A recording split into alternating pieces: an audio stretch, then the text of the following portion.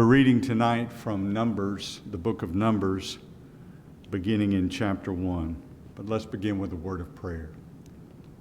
Father, we come and just dedicate this time to you and ask that you would speak to us through your word. We ask, Lord God, that you would use all that we say that comes from you to bring glory and honor to you. So God, we honor you tonight by declaring this, the word of God, to your people. In Jesus' name, amen. Registration of Israel's troops. A year after Israel's departure from Egypt, the Lord spoke to Moses in the tabernacle in the wilderness of Sinai. On the first day of the second month of that year, he said, "From the whole community of Israel, record the names of all the warriors by their clans and families. List all the men 20 years old or older who are able to go to war. You and Aaron must register the troops, and you'll be assisted by one family leader from each tribe. These are the tribes and the names of the leaders who will assist you. The tribe of Reuben, and his leader will be Elizur, son of Sedur. The tribe of Simeon, and his leader will be Shelemiel, son of Zurishaddai. The tribe of Judah, and his leader would be Nahshon, the son of Amminadab. The tribe of Issachar, and his leader would be Nathanael, son of Zuar. The tribe of Zebulun, and his leader would be Nathanael, son of Eliab, son of Helon. The tribe of Ephraim, son of Joseph, and the leader would be Elishama, son of Amminihud. The tribe of Manasseh, son of Joseph, and the leader would be Gamaliel, son of Pedusur. The tribe of Benjamin, and the leader would be Abidan, son of Gideoni. The tribe of Dan, and their leader would be Ahazar, son of Meshinadai. The tribe of Asher, and the leader would be Pagiel, son of Okran. The tribe of Gad, and the leader would be Eliasaph, son of Deuel. The tribe of Naphtali, and their leader would be Ahira, son of Enan. These are the chosen leaders of the community, the leaders of their ancestral tribes, the heads of the clans of Israel. So Moses and Aaron called together these chosen leaders, and they assembled the whole community of Israel on that very day. All the people were registered according to their ancestry by their clans and families.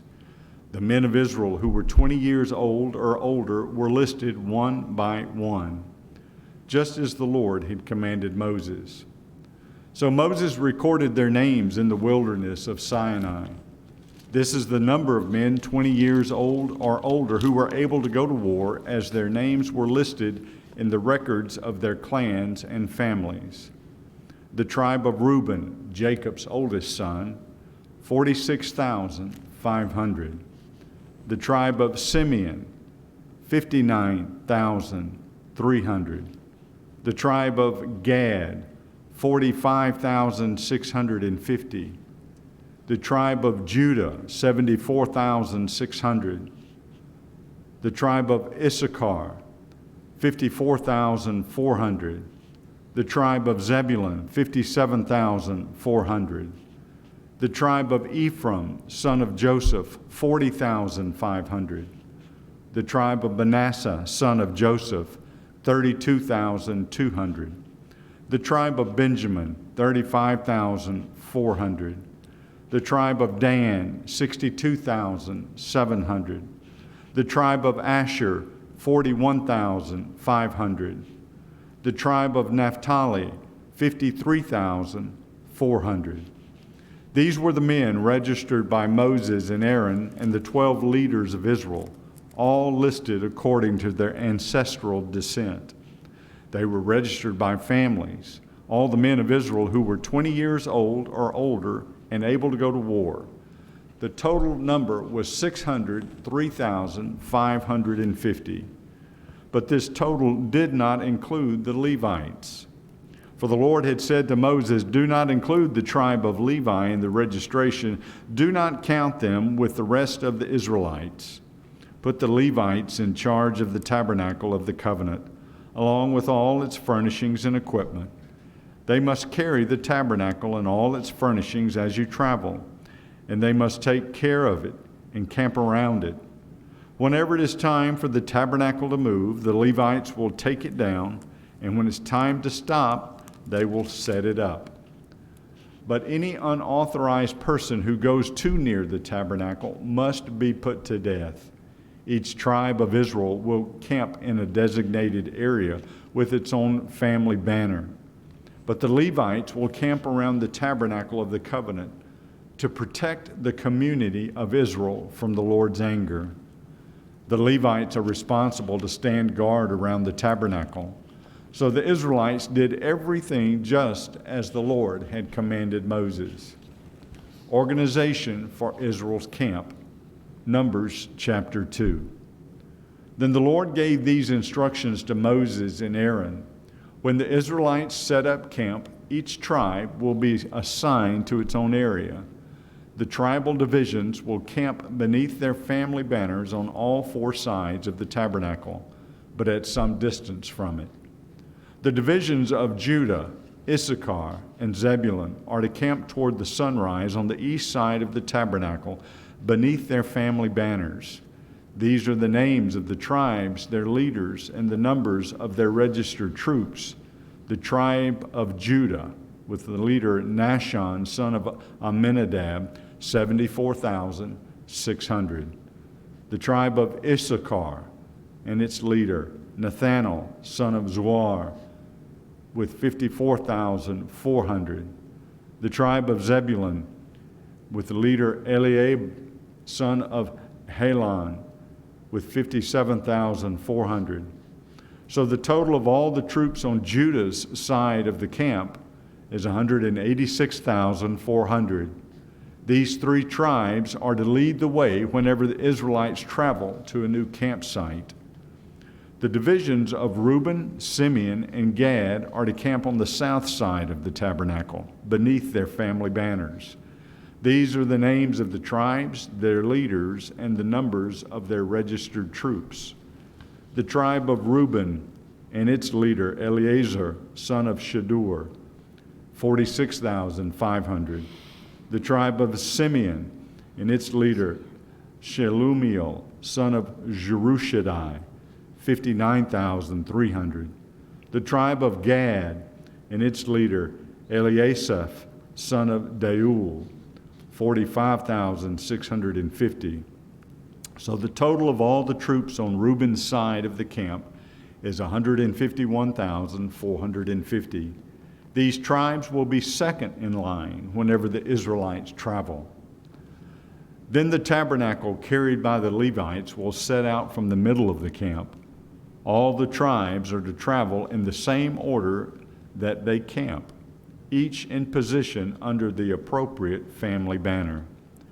The divisions of Ephraim, Manasseh, and Benjamin are to camp on the west side of the tabernacle beneath their family banners. These are the names of the tribes, their leaders, and the numbers of their registered troops. The tribe of Ephraim and its leader Elishama, son of Ammihud, 40,500. The tribe of Manasseh, Gamaliel, son of Pedasur, is their leader, 32,200. The tribe of Benjamin, with the leader Abidan, son of Gideoni, 35,400. So the total of all the troops on Ephraim's side of the camp is 108,100. These three tribes will be third in line whenever the Israelites travel. The divisions of Dan, Asher, and Naphtali are to camp on the north side of the tabernacle beneath their family banners. These are the names of the tribes, their leaders, and the numbers of the registered troops.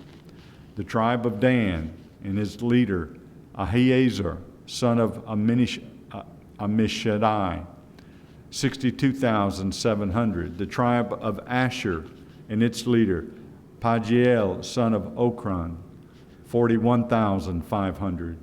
The tribe of Naphtali and its leader, Ahira, son of Enan, 53,400. So the total of all the troops on Dan's side of the camp is 157,600.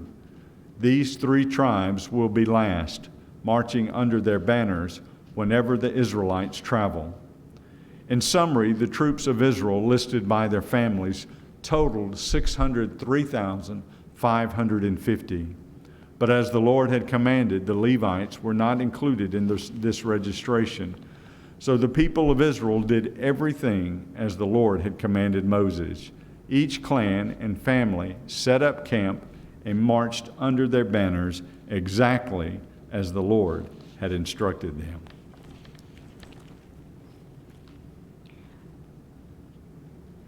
Levites appointed service, chapter 3. This is the family line of Aaron and Moses as it was recorded when the Lord spoke to Moses on Mount Sinai. The names of Aaron's sons were Nadab, the oldest, Abihu, Eleazar, and Ithamar. These sons of Aaron's were anointed and ordained to minister as priests. But Nadab and Abihu died in the Lord's presence in the wilderness of Sinai, when they burned before the Lord the wrong kind of fire, different than he had commanded. Since they had no sons, this left only Eleazar and Ithamar to serve as priests with their father Aaron. Then the Lord said to Moses, "Call forward the tribes of Levi and present them to Aaron the priest to serve as his assistants. They will serve Aaron and the whole community, performing their sacred duties in and around the tabernacle. They will also maintain all the furnishing of the sacred tent, serving in the tabernacle on behalf of all the Israelites. Assign the Levites to Aaron and the sons. They have been given from among all the people of Israel to serve as their assistants. Appoint Aaron and his son to carry out the duties of the priesthood, but any unauthorized person who goes too near the sanctuary must be put to death."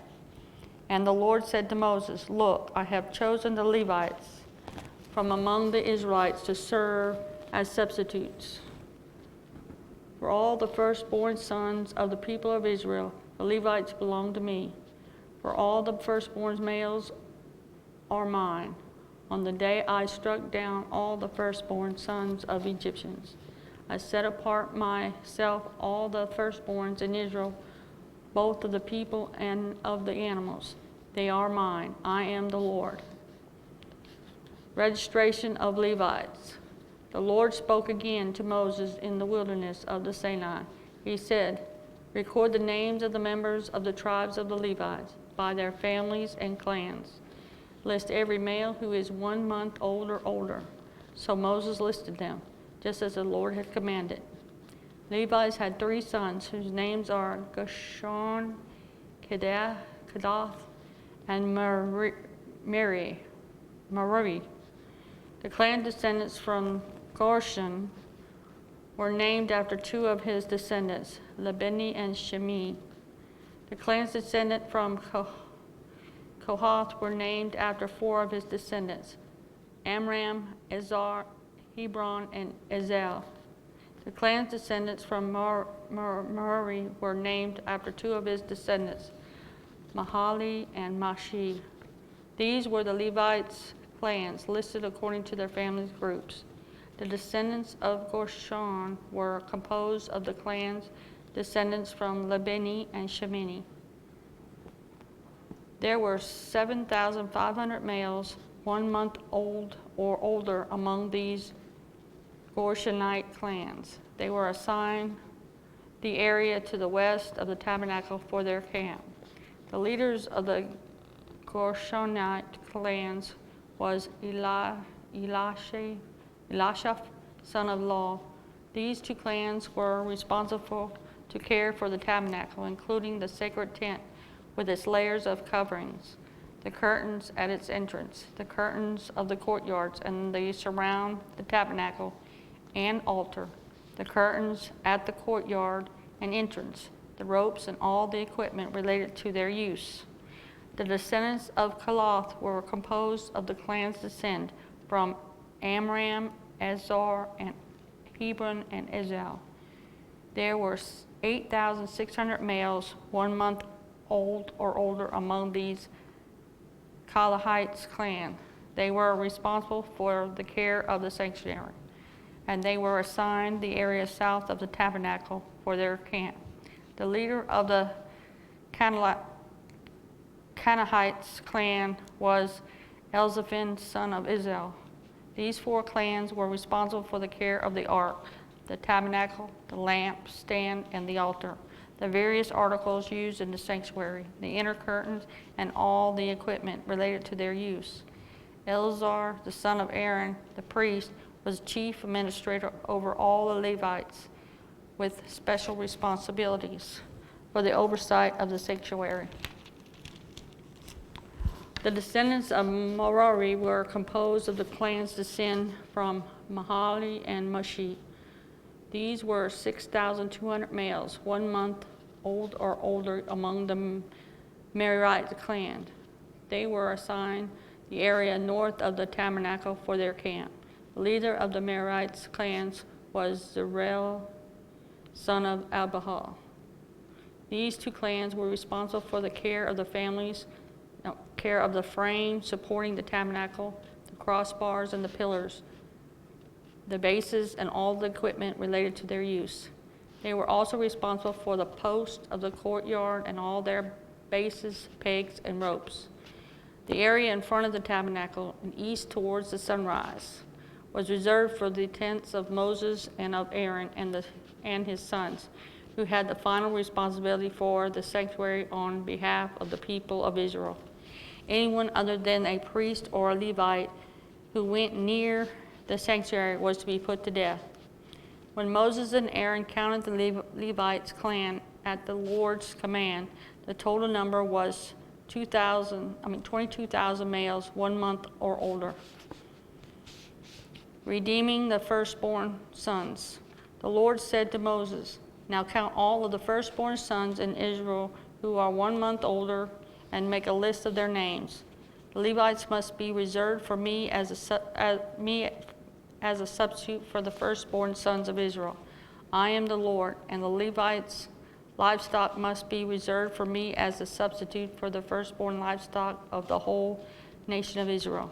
So Moses counted the firstborn sons of the people of Israel, just as the Lord had commanded. The number of firstborn sons for 1 month or older was 22,273. Then the Lord said to Moses, "Take the Levites as substitute for the firstborn sons of the people of Israel, and take the livestock of the Levites as substitute for the firstborn livestock of the people of Israel. The Levites belong to me. I am the Lord. There are 273 more firstborn sons of Israel than there are Levites. To redeem these extra firstborn sons, collect 5 pieces of silver for each of them, each piece weighing the same as the sanctuary shekel, which equals 20 gerah. Give the silver to Aaron and his son as a redemption price for the extra firstborn sons." So Moses collected the silver for redeeming the firstborn sons of Israel who exceeded the number of Levites. He collected 1,365 pieces of silver on behalf of these firstborn sons of Israel, each price weighing the same as the sanctuary shekel. And Moses gave the silver for the redemption to Aaron and his sons, just as the Lord had commanded. Duties of the Kalahite clan, chapter 4.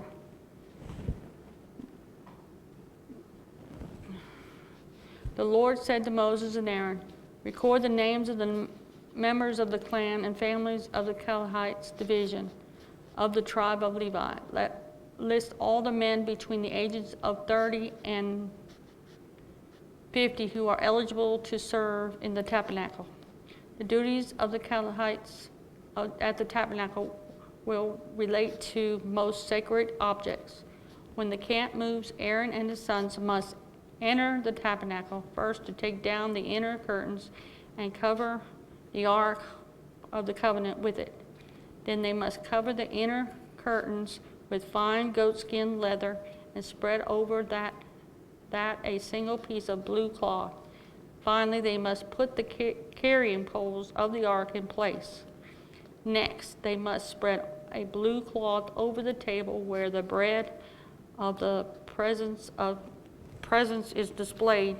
On the cloth they placed the bowls, ladles, jars, pitchers, and special bread.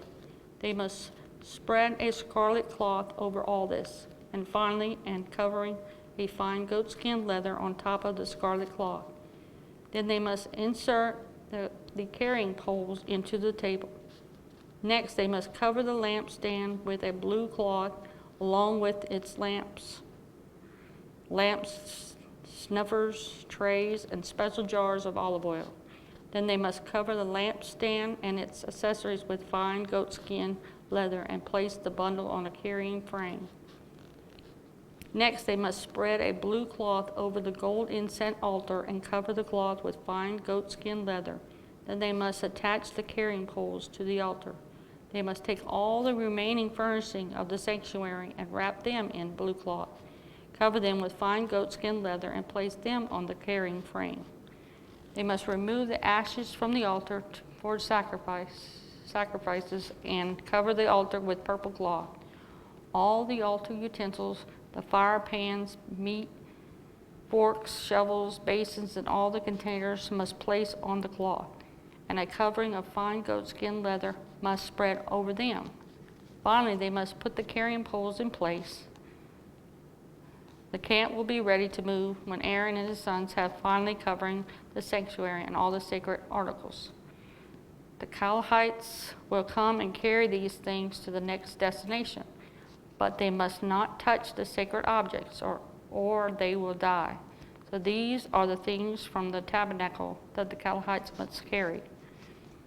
Eleazar, son of Aaron, the priest, will be responsible for the oil of the lampstand and the fragrant incense and the daily grain offering and the anointing oil. In fact, Eleazar will be responsible for the entire tabernacle and everything in it, including the sanctuary and its furnishings. Then the Lord said to Moses and Aaron, "Do not let the Kohathites clan be destroyed from among the Levites. This is what you must do, so they will live and not die when they approach the most sacred objects. Aaron and his sons must always go in with them and assign a specific duty or load to each person. The Kohathites must never enter the sanctuary to look at the sacred object from even a moment, or they will die." Duties of the Gershonites clan. And the Lord said to Moses, "Record the names of the number of clans and families of the Gershonites division of the tribe of Levi. List all the men between the ages of 30 and 50 who are eligible to serve in the tabernacle. These Gershonites clans will be responsible for general service and carrying loads.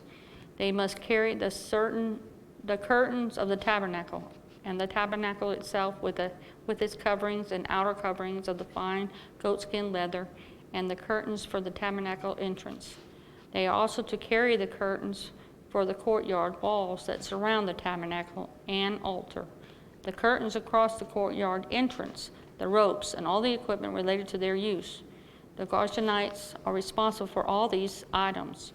Aaron and his sons will direct the Gershonites regarding all their duties, whether it involves moving the equipment or doing other work. They must assign the Gershonites responsibility for the loads they are to carry. So these are the duties assigned to the Gershonites clans at the tabernacle. They will be directly responsible for Ithamar, son of Aaron, the priest. Duties of the Macharites clan.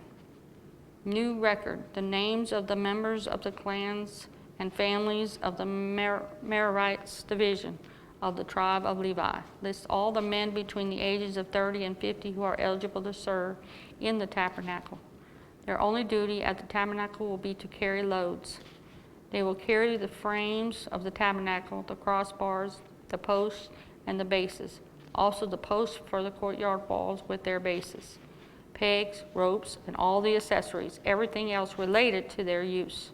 Assign the various loads to each man by name. So these are the duties of the Merarite clan at the tabernacle. They are directly responsible for the Ithamar, son of Aaron, the priest. Summary of the registration. So Moses and Aaron and the other leaders of the community listed the members of the Kohathites division by their clans and family. The list includes all the men between 30 and 50 years of age who are eligible to serve in the tabernacle. And the total number come to 2,750. So this was the total of all those from the Kohathites clan who were eligible to serve at the tabernacle. Moses and Aaron listed them just as the Lord had commanded through Moses. The Goranites division was also listed by its clan and its family. The list included all the men between 30 and 50 years of age who were eligible for service in the tabernacle, and the total number came to 2,630. So this was the total of all these from the Gershonites clan who were eligible to serve at the tabernacle. Moses and Aaron listed them just as the Lord had commanded. The Merarites division also listed by its clan and family. The list included all the men between the 30 and 50 years of age who are eligible for the service in the tabernacle, and the total came to 3,200. So this was a total of all those from the Merarites clan who were eligible for service. Moses and Aaron listed them just as the Lord had commanded through Moses. So Moses and Aaron and the leaders of Israel listed all the Levites by their clans and family.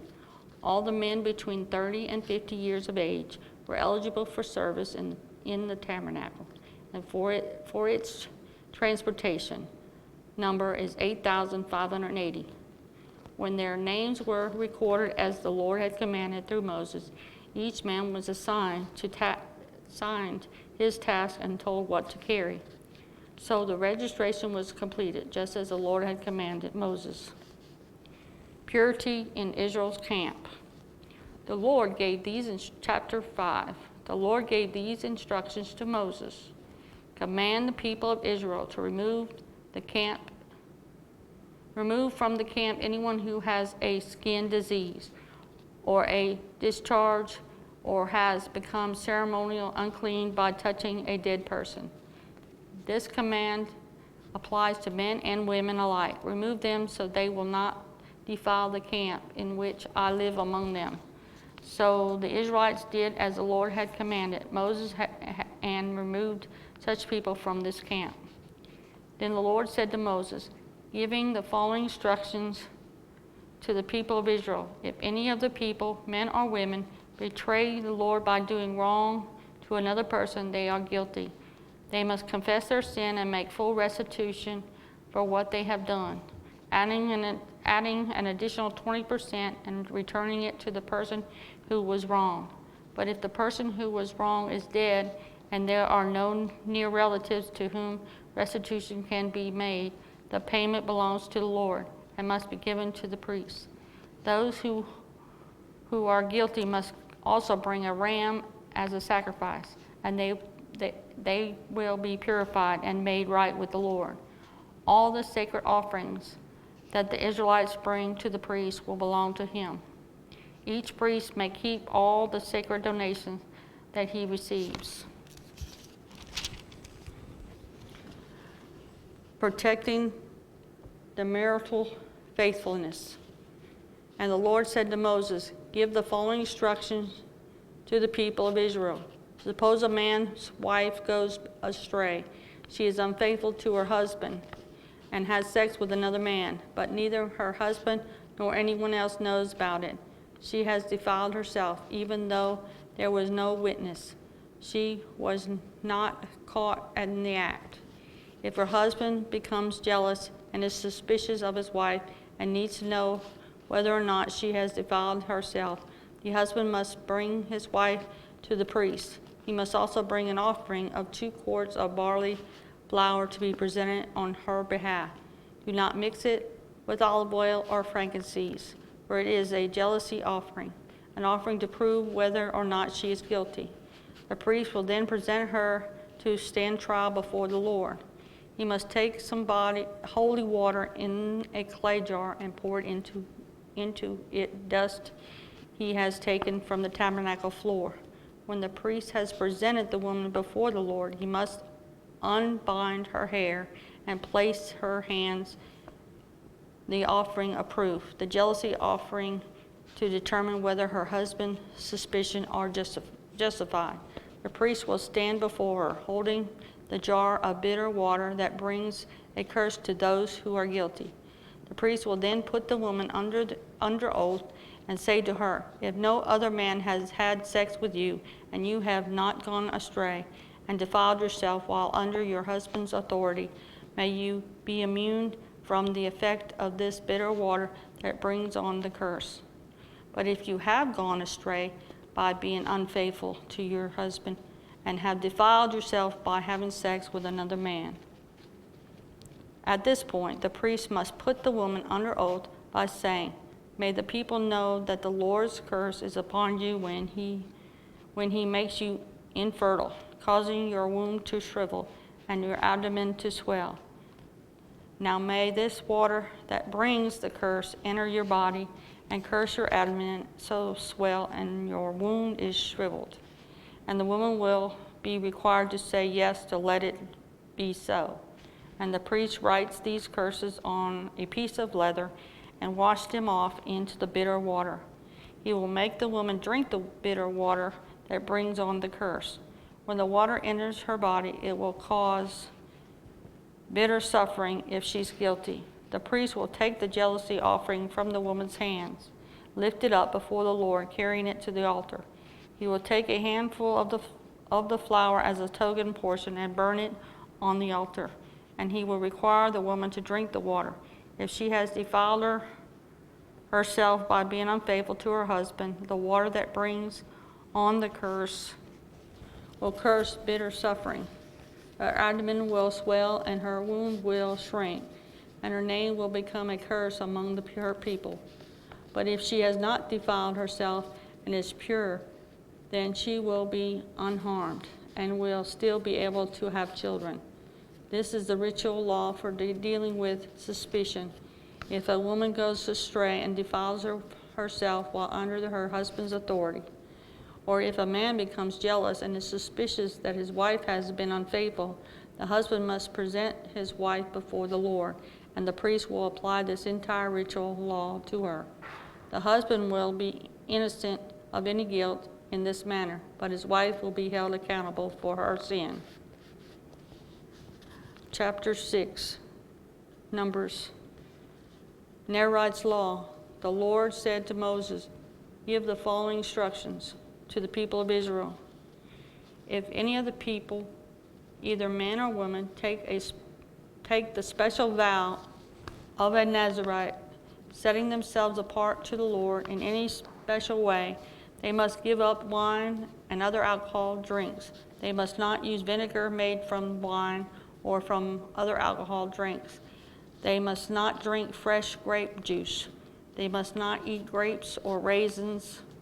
As long as they are bound by their Nazirite vow, they are not allowed to eat or drink anything that comes from a grapevine, not even the grape seeds or skin. They must never cut their hair throughout the time of their vow, for they are holy and set apart to the Lord until the time of their vow has been fulfilled. They must let their hair grow long, and they must not go near a dead body during the entire period of their vow to the Lord, even if the dead person is their own father, mother, brother, or sister. They must not defile themselves, for the hair on their head is the symbol of their separation to God. This requirement applies as long as they are set apart to the Lord. If anyone falls dead beside them, and the hair they have dedicated will be defiled, they must wait for 7 days and then shave their head. Then they will be cleansed from their defilement. On the 8th day they must bring 2 turtle doves or 2 young pigeons to the priest at the entrance of the tabernacle. The priest will offer one of the birds for the sin offering and the other for the burnt offering. In this way he will purify them from the guilt they incurred through contact with the dead body. Then they must reinform their commitment and let their hair begin to grow again. The days of their vow that were completed before the defilement no longer counts. They must rededicate themselves to the Lord as a Nazirite for the full term of their vow, and each must bring a 1-year-old male lamb for a guilt offering. This is the ritual law for Nazirite. At the conclusion of their time of separation as a Nazirite, they must each go to the entrance of the tabernacle and offer their sacrifice to the Lord, a 1-year-old male lamb without defect for a burnt offering, a 1-year-old female lamb without defect for a sin offering, a ram without defect for a peace offering, a basket of bread made without yeast, cake of choice flour mixed with olive oil, and wafers spread with olive oil, along with their presents of grain offering and a liquid offering. The priest will present these offerings before the Lord, first the sin offering and the burnt offering, then the ram for a peace offering, along with the basket of bread made without yeast. The priest must also present the prescribed grain offering and the liquid offering to the Lord. Then the Nazirite will shave their heads at the entrance of the tabernacle, and they will take the hair that had been dedicated and placed it on the fire beneath the peace offering sacrifice. After the Nazirite's head has been shaved, the priest will take each of them the boiled shoulder of the ram, and he will take from the basket a cake and a wafer made without yeast, and he will put them all into the Nazirite's hands. And then the priest will lift up as a special offering before the Lord. These are holy portions for the priest, along with the breast of the special offering and the thigh of the sacred offering that are lifted up before the Lord. After this ceremony, the Nazirite may again drink wine.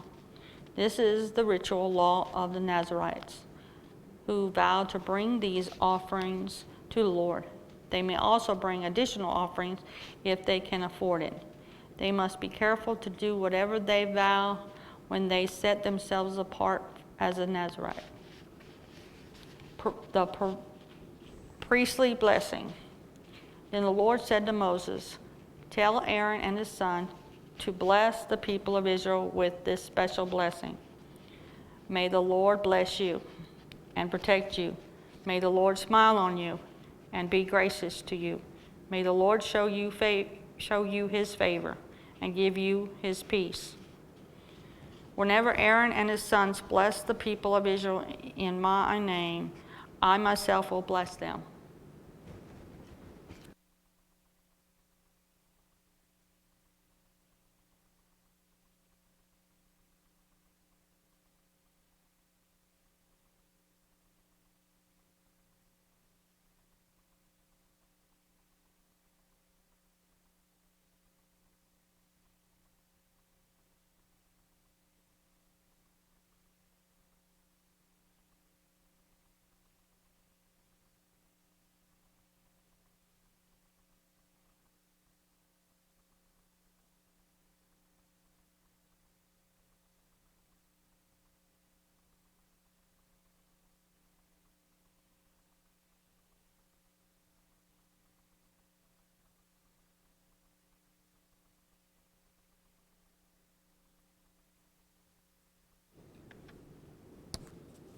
On the day Moses set up the tabernacle, he anointed it and set it apart as holy.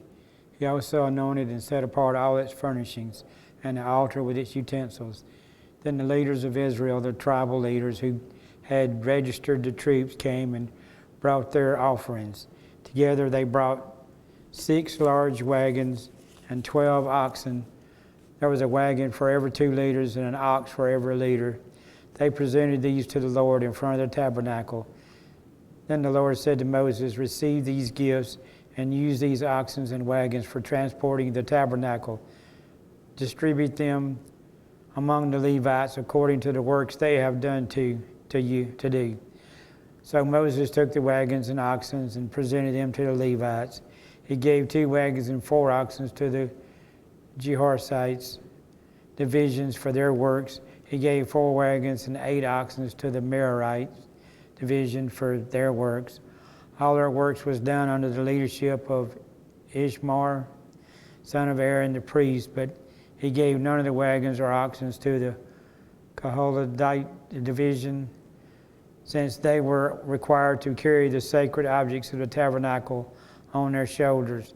The leaders also presented the dedication gifts for the altar at the time it was anointed. They each placed their gifts before the altar.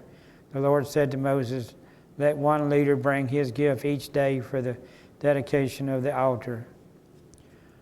On the first day, Nahshon, son of Amminadab, leader of the tribe of Judah, presented his offering. His offering consisted of a silver platter weighing 3 1/4 pounds and a silver basin weighing 1 3/4 pounds, as measured by the weight of the sanctuary shekel. These were both filled with grain offerings of choice flour moistened with olive oil. He also brought a gold container weighing 4 ounces, which was filled with incense. He brought a young bull, a ram, and a 1-year-old male lamb for a burnt offering, a male goat for a sin offering. For a peace offering, he brought 2 bulls, 5 rams, 5 male goats, 5 1-year-old male lambs. This was the offering brought by Nahshon, son of Amminadab. On the second day, Nathaniel, son of Zur, leader of the tribe of Ishar, presented his offerings. His offerings consisted of a silver platter weighing 3 1/4 pounds, silver basin weighing 1 3/4 pounds, as measured by the weight of the sanctuary shekel. These were both filled with grain offerings of choice flour moistened with olive oil. He also bought a gold container weighing 4 ounces, which was filled with incense. He brought a young bull, a ram, and a 1-year-old male lamb for a burnt offering, and a male goat for a sin offering. For a peace offering, he brought 2 bulls, 5 rams, 5 male goats, 5 1-year-old male lambs. This was the offering brought by Nathaniel, son of Zur. On the third day, Eliab, son of Helon, leader of the tribe of Zebulun, presented his offerings. His offerings consisted of a silver platter weighing 3 1/4 pounds, silver basin weighing 1 3/4 pounds, as measured by the weight of the sanctuary shekel. These were both filled with grain offerings of choice flour moistened with olive oil. He also brought a gold container weighing 4 ounces, which was filled with incense. He brought a young bull, a ram, and a 1-year-old male lamb for a burnt offering, and a male goat for a sin offering. For a peace offering, he bought 2 bulls, 5 rams, 5 male goats, and 5 1-year-old male lambs. This was the offering brought by Eliab, son of Helon. On the 4th day, Elizur, son of Shredder, leader of the tribe of Reuben, presented his offering. His offering consisted of a silver platter weighing 3 1/4 pounds, silver basin weighing 1 3/4 pounds, as measured by the weight of the sanctuary shekel. These were both filled with grain offerings of choice flour moistened with olive oil. He also brought a gold container weighing 4 ounces, which was filled with incense.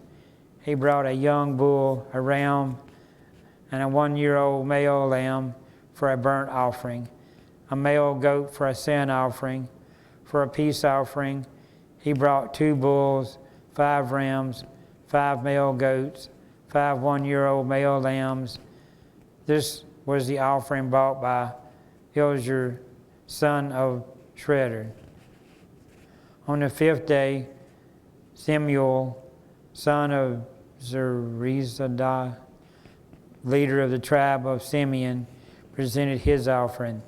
His offering consisted of a silver platter weighing 3 1/4 pounds, silver basin weighing 1 3/4 pounds, as measured by the weight of the sanctuary shekel. These were both filled with grain offerings of choice flour, moistened with olive oil. He also brought a gold container weighing 4 ounces, which was filled with incense. He brought a young bull, a ram, and a 1-year-old male lamb for a burnt offering, a male goat for a sin offering.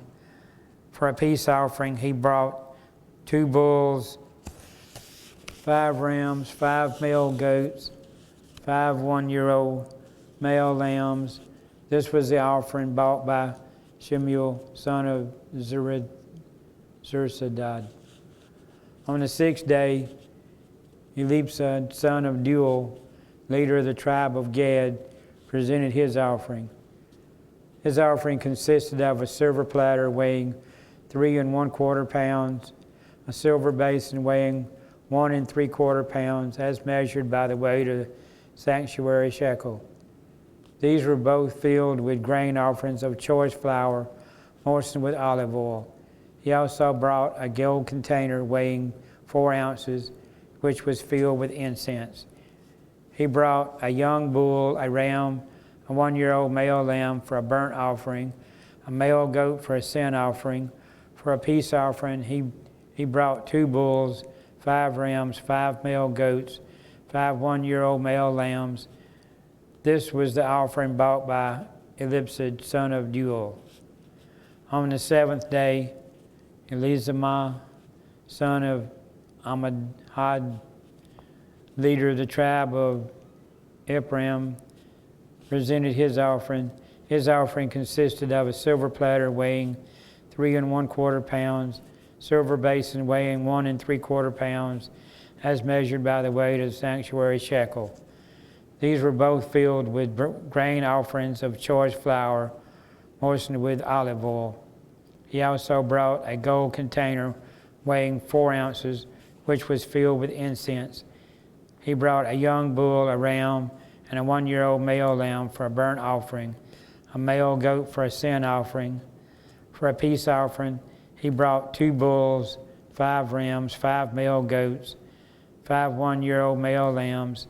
This was the offering brought by Elisham, son of Ammihud. On the 8th day, Gamaliel, son of Pedahzur, leader of the tribe of Manasseh, presented his offerings. His offering consisted of a silver platter weighing 3 1/4 pounds, silver basin weighing 1 3/4 pounds, as measured by the weight of the sanctuary shekel. These were both filled with grain offerings of choice flour, moistened with olive oil. He also brought a gold container weighing 4 ounces, which was filled with incense. He brought a young bull, a ram, and a 1-year-old male lamb for a burnt offering, a male goat for a sin offering. For a peace offering, he brought 2 bulls, 5 rams, 5 male goats, 5 one-year-old male lambs. This was the offering brought by Gamaliel, son of Pedahzur. On the 9th day, Abidan, son of Gideon, leader of the tribe of Benjamin, presented his offerings. His offerings consisted of a silver platter weighing 3 1/4 pounds, silver basin weighing 1 3/4 pounds, as measured by the weight of the sanctuary shekel.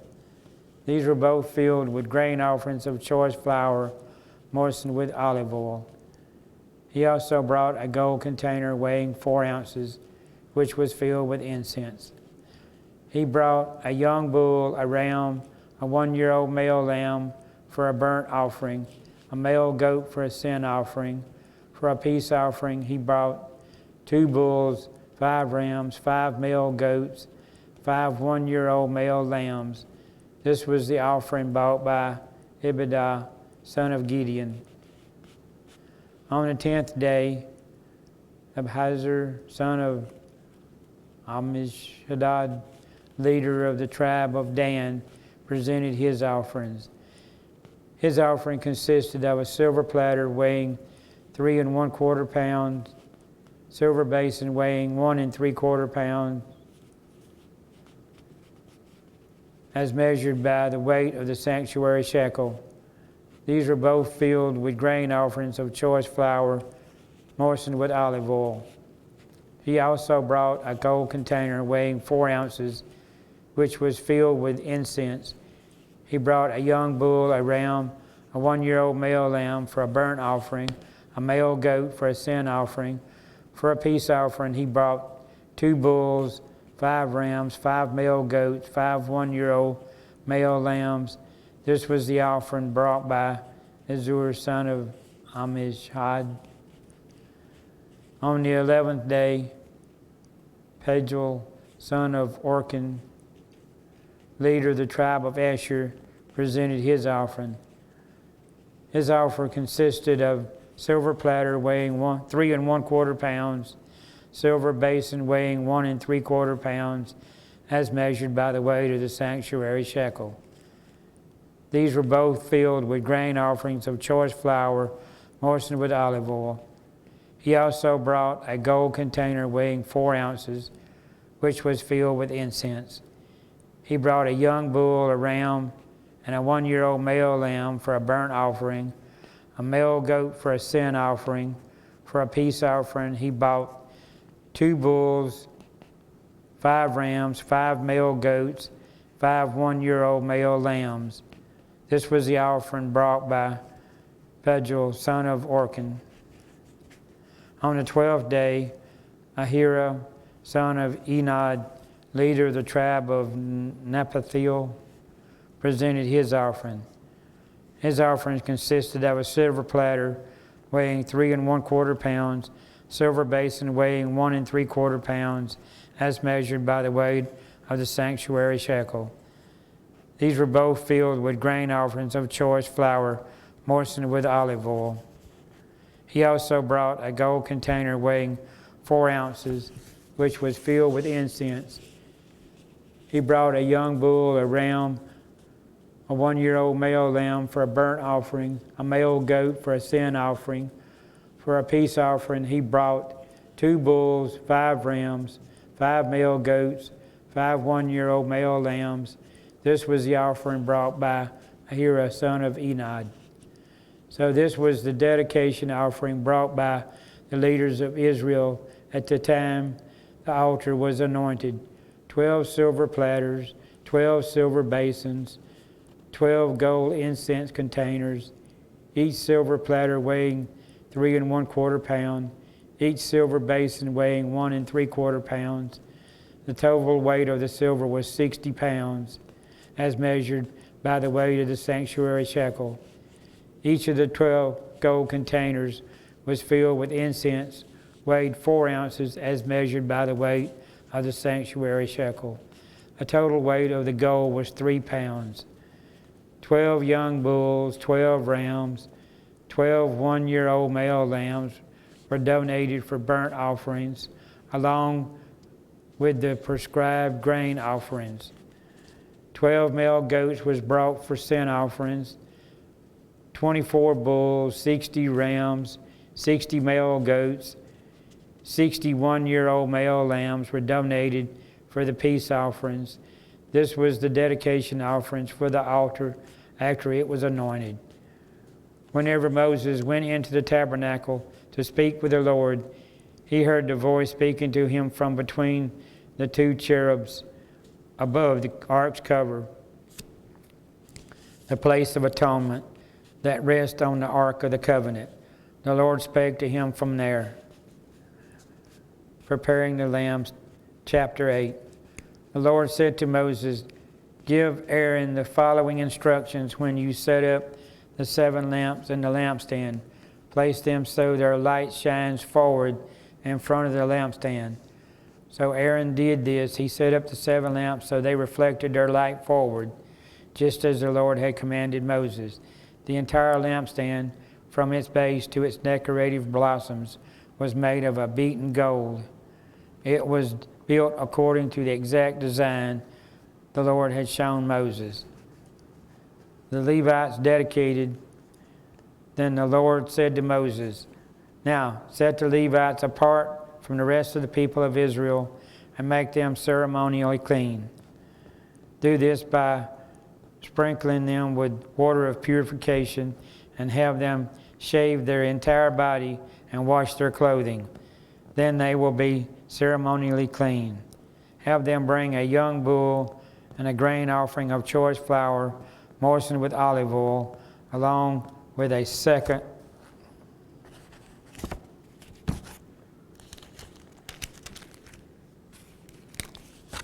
covered the tabernacle."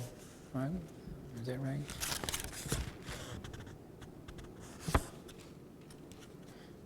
Second young bull for a sin offering. Then assemble the whole committee of Israel and present the Levites at the instrument of the tabernacle. When you present the Levites before the Lord, the people of Israel must lay their hands on them.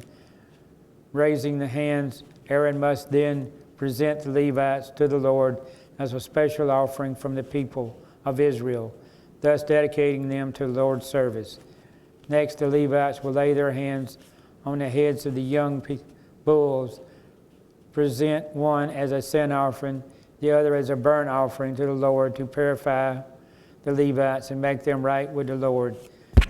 Then they have the Levites stand in front of Aaron and his sons, raise your hands, present them as a special offering to the Lord, in the way you will set the Levites apart from the rest of the people of Israel, and the Levites will belong to me.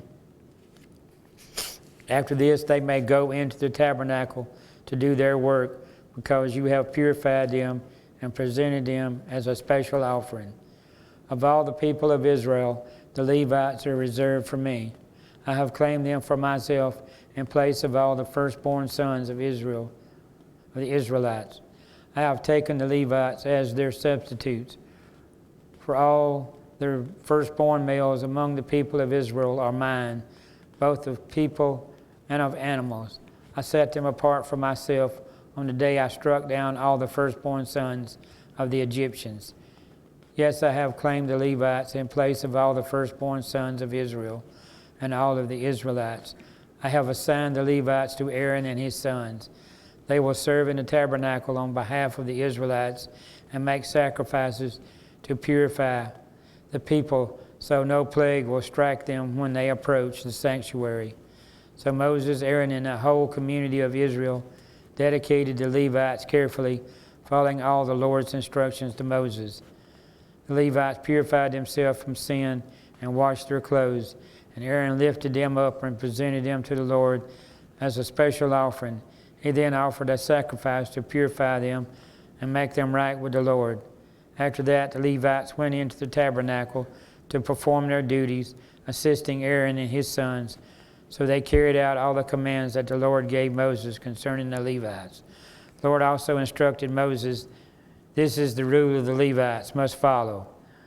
They must begin serving in the tabernacle at the age of 25. Then they must retire at the age of 50.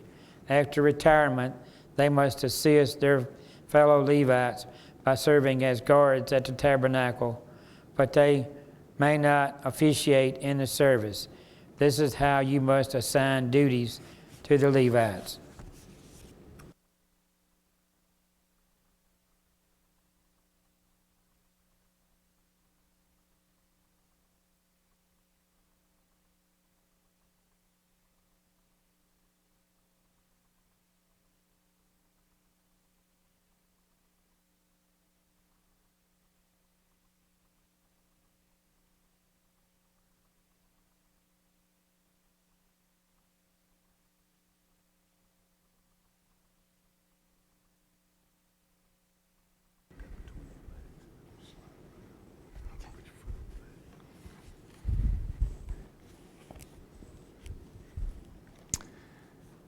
So Numbers chapter 9.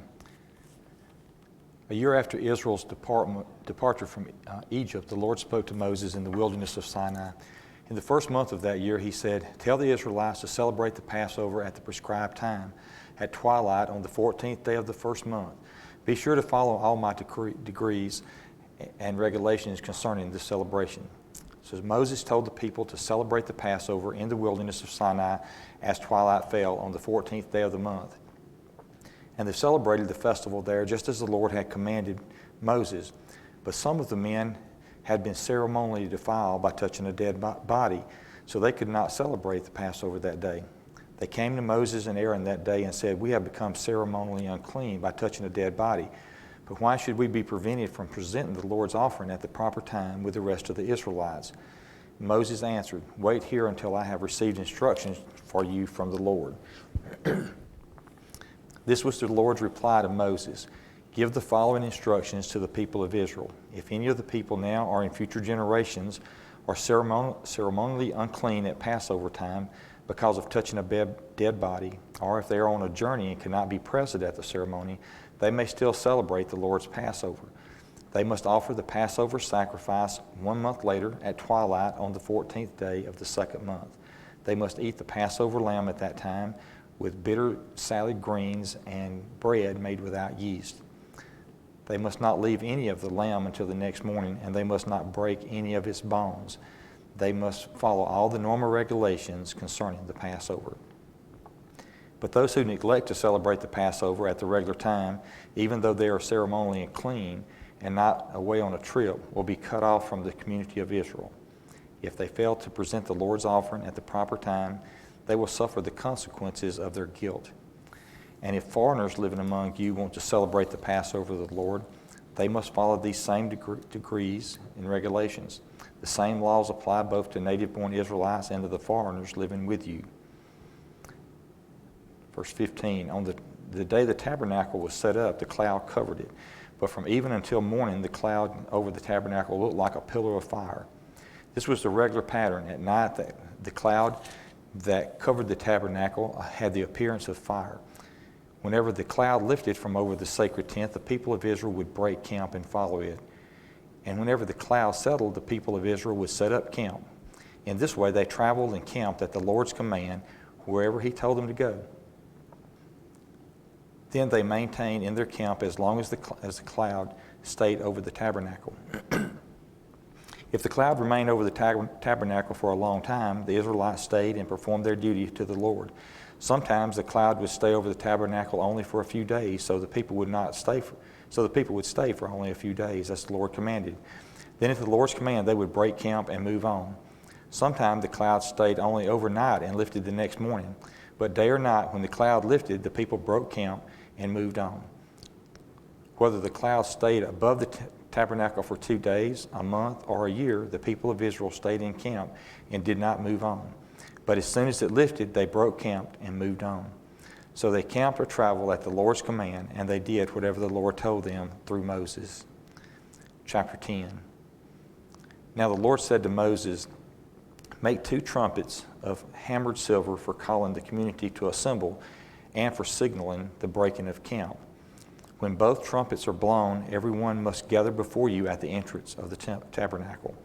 But if only one trumpet is blown, then only the leaders, the heads of the clans of Israel, must present themselves to you.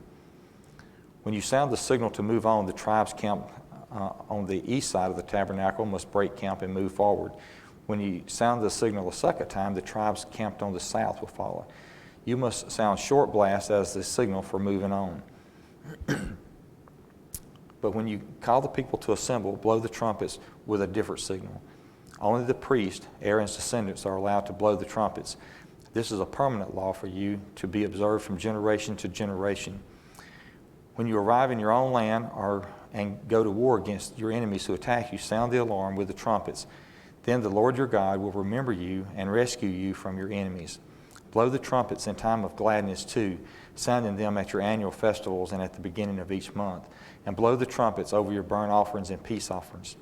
The trumpets will remind your God of His covenant with you. I am the Lord your God." Verse 11, In the second year after Israel's departure from Egypt, on the 20th day of the second month, the cloud lifted from the tabernacle of the covenant. So the Israelites set out from the wilderness of Sinai and traveled on from place to place until the cloud stopped in the wilderness of Paran. When the people set out for the first time, following the instructions the Lord had given through Moses, Judah's troops led the way. They marched behind their banner, and their leader was Nahshon, son of Abinadab. When they were joined by the troops of the tribe of Issachar, led by Nethanel, son of Zur, the troops of the tribe of Zebulun, led by Eliab, son of Helon, then the tabernacle was taken down, and the Jeshurite and Merarite divisions of the Levites were next in line to march, carrying the tabernacle with them. Reuben's troops went next, marching behind their banner. Their leader was Elzar, son of Shedar. They were joined by the troops of the tribe of Simon, led by Sheloman, son of Zerdiah, and the troops of the tribe of Gab, led by Elsaph, son of Jewel. Next came the Ketharite division of the Levites, carrying the sacred objects from the tabernacle. Before they arrived at the next camp, the tabernacle would already be set up at its new location. Ephraim's troops went next, marching behind with their banner. Their leader was Elshama, son of Abinahud. They were joined by the troops of the tribe of Manasseh, led by Gamaliel, son of Pedazar, and the troops of the tribe of Benjamin, led by Adonam, the son of Gideon. Dan's troops went last, marching behind their banner and serving as the rear guard for all the tribal camps. Their leader was Azar, son of Ammishaddai. They were joined by the troops of the tribe of Asher, led by Pagel, son of Orkan, and the troops of the tribes of Naphtali, led by Aaron, son of Anan. This was the order in which the Israelites marched, division by division. One day Moses said to his brother-in-law Hoab, son of Reuel the Midianite, "We are on our way to the place the Lord promised us. For he said, 'I will give it to you. Come with us and we will treat you well, for the Lord has promised wonderful blessings for Israel.' But Hoab replied, 'No, I will not go. I must return to my own land and family.' 'Please don't leave us,' Moses pleaded. 'You know the places in the wilderness where we should camp. Come be our guide. If you do, we'll share with you all the blessings the Lord gives us.' They marched for 3 days after leaving the mountain of the Lord with the ark of the Lord's covenant moving ahead of them to show them where to stop and rest. As they moved on each day, the cloud of the Lord hovered over them, and whenever the ark set out, Moses would shout, 'Arise, O Lord, let your enemies be scattered, and let them flee before you.' And when the ark was set down, he would say, 'Return, O Lord, to the countless thousands of Israel.'" Chapter 11. Soon the people began to complain about their hardship, and the Lord heard everything they said. Then the Lord's anger blazed against them, and he sent a fire to rage among them, and he destroyed some of the people in the outskirts of the camp. Then the people screamed to Moses for help, and when he prayed to the Lord, the fire stopped. After that, the area was known as Taberah, which means the place of burning, because the fire from the Lord had burned among them there. Then the foreign rabble who were traveling with the Israelites began to crave the good things of Egypt. And the people of Israel also began to complain. "Oh, for some meat," they explained. "We remember the fish we used to eat for free in Egypt, and we had all the cucumbers, melons, leeks, onions, and garlic we wanted. But now our appetites are gone. All we ever see is this manna." The manna looked like small coriander seeds, and it was pale yellow like gum rising. The people would go out and gather it from the ground. They made flour by grinding it by hand mills or pounding it in mortars. Then they boiled it in a pot and made it into flat cakes. These cakes tasted like pastries baked with olive oil. The manna came down on the camp with the dew during the night. Moses heard all the families standing in the doorways of their tents whining, and the Lord became extremely angry. Moses was also very aggravated. And Moses said to the Lord, "Why are you treating me, your servant, so harshly? Have mercy on me. What did I do to deserve the burden of all these people? Did I give birth to them? Did I bring them into the world? Why did you tell me to carry them in my arms like a mother carries a nursing baby? How can I carry them to the land you swore to give their ancestors? Where am I supposed to get meat for all these people?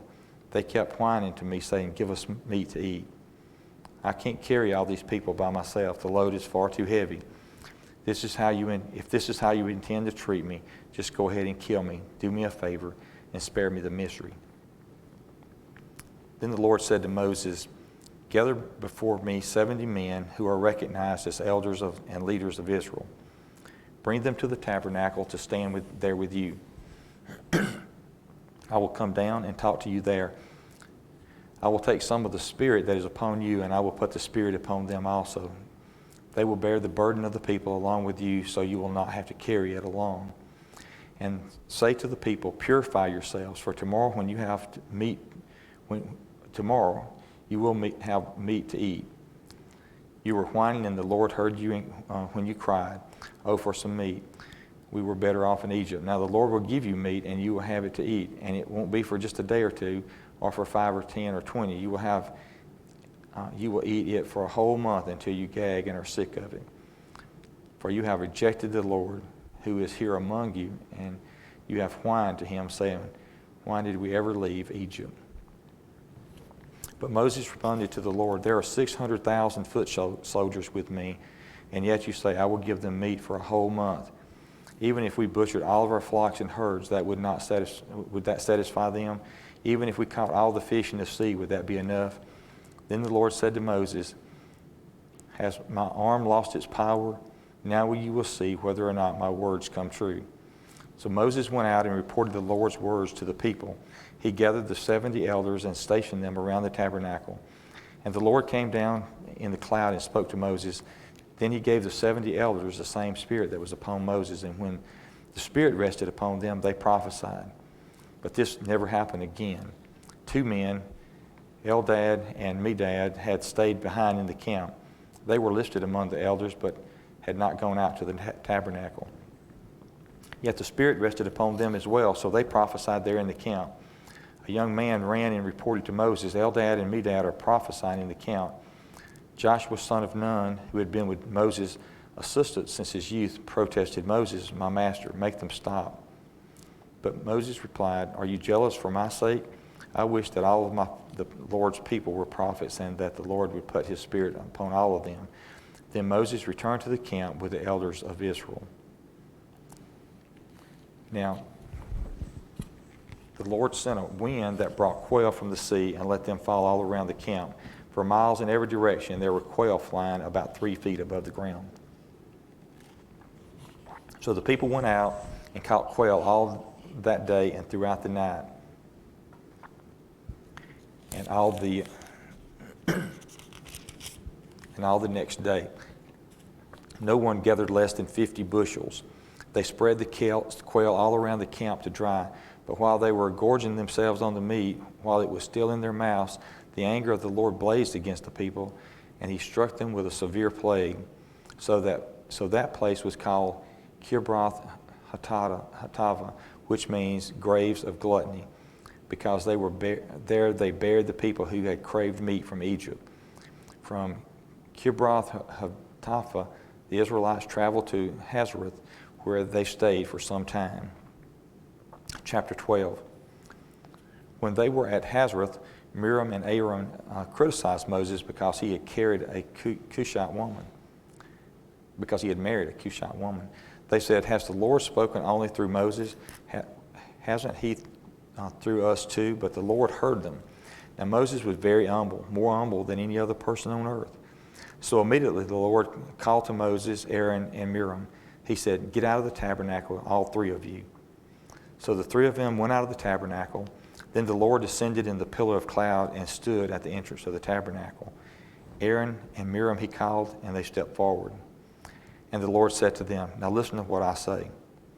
If there were prophets among you, I, the Lord, would reveal myself in visions.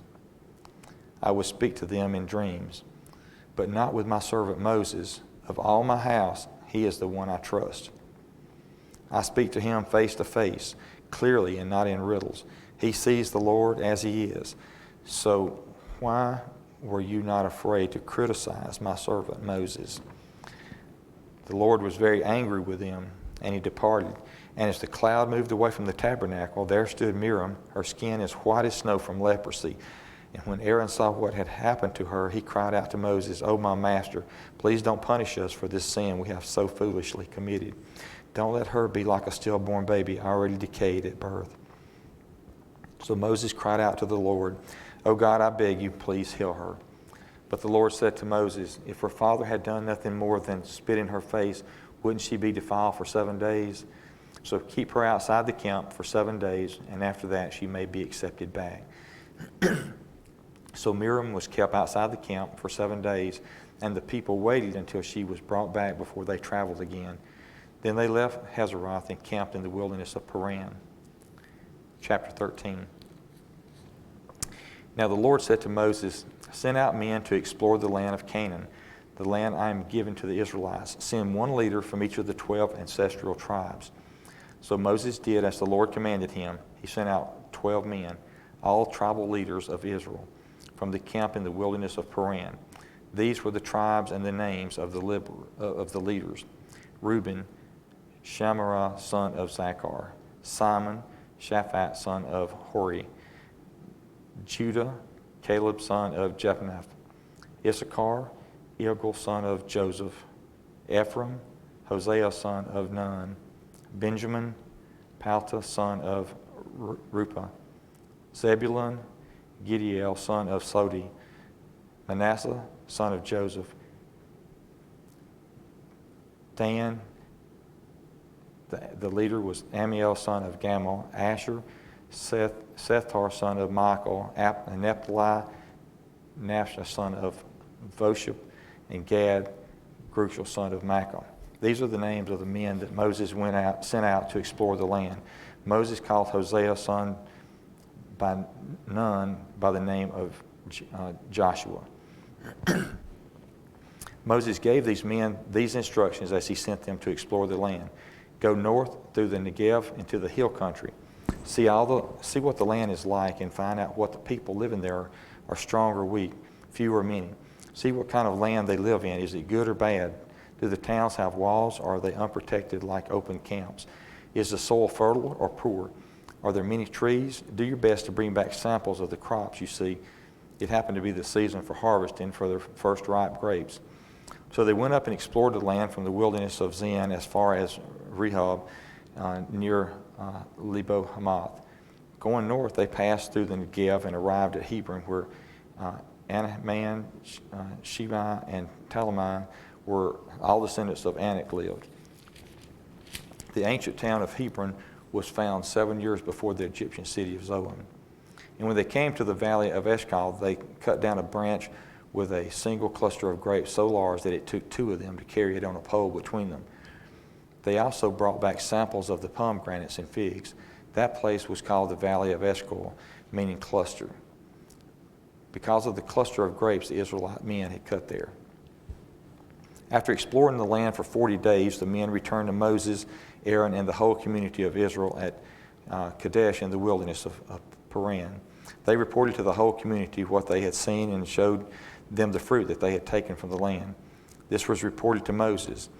"We entered the land you sent us to explore, and it is indeed a bountiful country, a land flowing with milk and honey. Here's the kind of fruit it produces. But the people living there are powerful, and their towns are large and fortified. We even saw giants there, the descendants of Anak. The Amalekites live in the Negev, and the Hittites and Jebusites and Amorites live in the hill country. The Canaanites live along the coast of the Mediterranean Sea, along the Jordan Valley."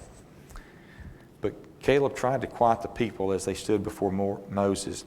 "Let's go at once and take the land," he said. "We certainly can conquer."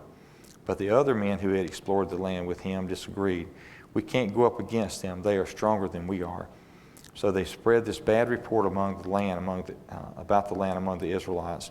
"The land we traveled through and explored will devour anyone who goes to live there. And the people we saw were huge. We even saw giants there, the descendants of Anak. Next to them, we felt like grasshoppers," and that's what they thought too. Chapter 14. The whole community began weeping aloud, and they cried all night. Their voices rose in great choruses of protest against Moses and Aaron. If only we had died in Egypt, or even here in the wilderness, they complained. Why has the Lord taken us to this country only to have us die in battle? Our wives and our little ones will be carried off as plunder. Wouldn't it have been better for us to return to Egypt? Then they plotted among themselves, let's choose a new leader and go back to Egypt. Then Moses and Aaron fell down on the ground before the whole community of Israel. 2 of the men who had explored the land, Joshua son of Nun and Caleb son of Jephunneh, tore their clothing. They said to all the people of Israel, the land we traveled through and explored is a wonderful land. And if the Lord is pleased with us, he will bring us safely into that land and give it to us. It is a rich land flowing with milk and honey. Do not rebel against the Lord, and don't be afraid of the people of that land. They are only helpless prey to us. They have no protection, but the Lord is with us. Don't be afraid of them. But the whole community began to talk about stoning Joshua and Caleb. Then the glorious presence of the Lord appeared to all the Israelites at the tabernacle. And the Lord said to Moses, how long will these people treat me with contempt? Will they never believe me, even after all the miraculous signs I have done among them? I will disown them and destroy them with a plague. Then I will make you into a nation greater and mightier than they are. But Moses objected. What would the Egyptians think when they hear about it? Asked the Lord. They will know full well the power you displayed in rescuing the people from Egypt. Now if you destroy them, the Egyptians will send a report to the inhabitants of this land who have already heard that you live among your people. They know, Lord, that you have appeared to your people face to face and that your pillar of cloud follows them. They know that you go before them in the pillar of the cloud by day and the pillar of fire by night.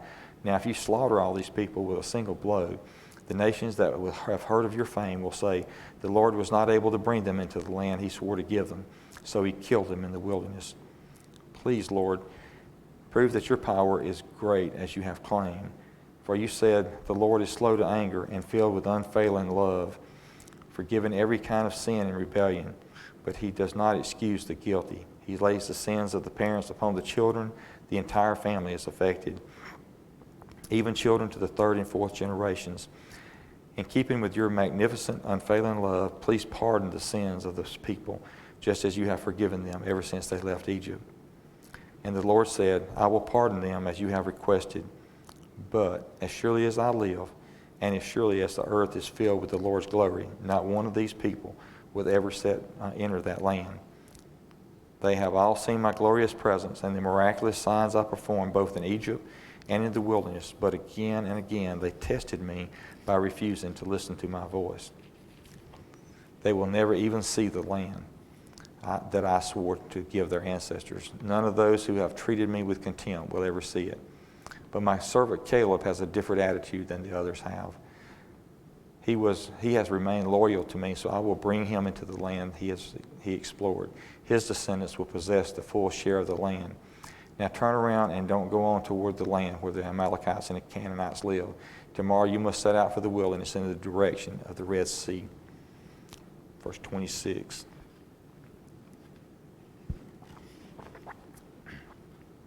Then the Lord said to Moses and Aaron, how long must I put up with this wicked community and its complaints about me?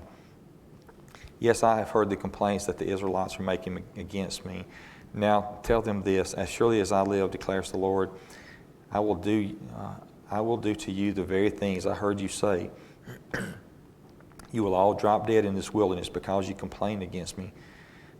Every one of you who is 20 years old or older and was included in the registration will die. You will not enter and occupy the land I swore to give you. The only exception will be Caleb son of Jephunneh and Joshua son of Nun. You said your children would be carried off as plunder. Well, I will bring them safely into the land, and they will enjoy what you have despised. But as for you, you will drop dead in this wilderness, and your children will be like shepherds wandering in the wilderness for 40 years. In this way, they will pay for your faithlessness until the last of you lies dead in the wilderness. Because your men explored the land for 40 days, you must wander in the wilderness for 40 years, a year for each day, suffering the consequences of your sins. Then you will discover what it's like to have an enemy, have me for an enemy. I, the Lord, have spoken. I will certainly do these things to every member of the community who has conspired against me. They will be destroyed here in this wilderness, and here they will die."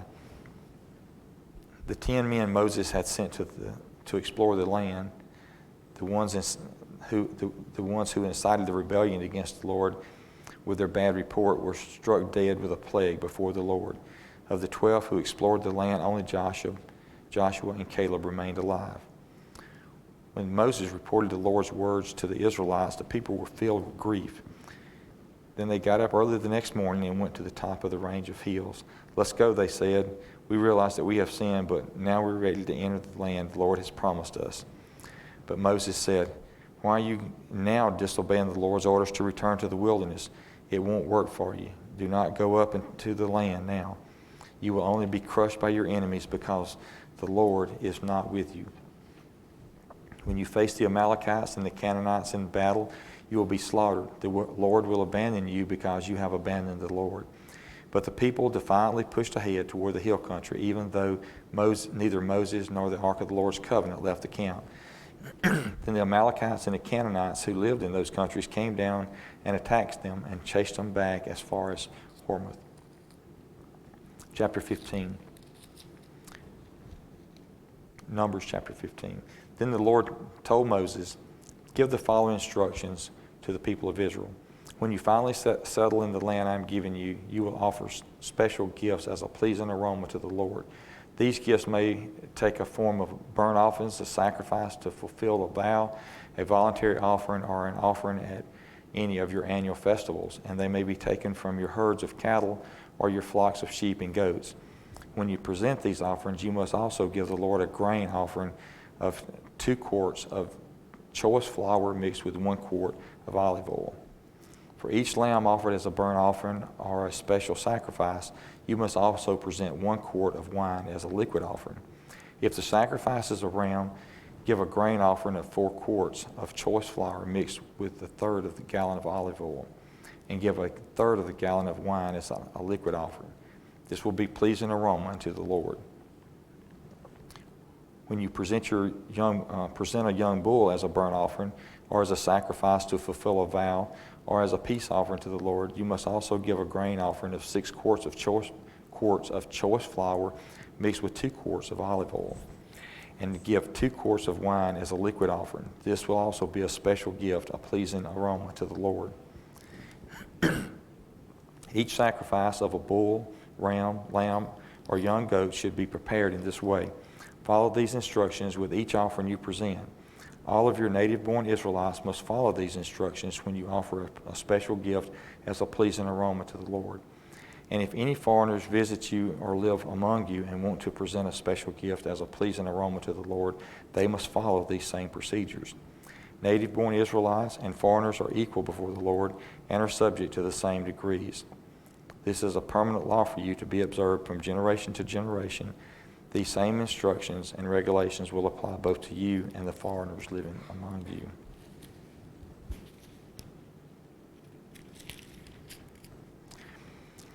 Then the Lord said to Moses, "Give the following instructions to the people of Israel. When you arrive in the land where I'm taking you, and you eat the crops that grow there, you must set some aside as a sacred offering to the Lord.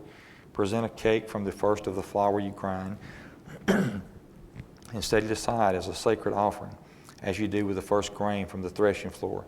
Throughout the generations to come, you are to present a sacred offering to the Lord each year from the first of your ground flour.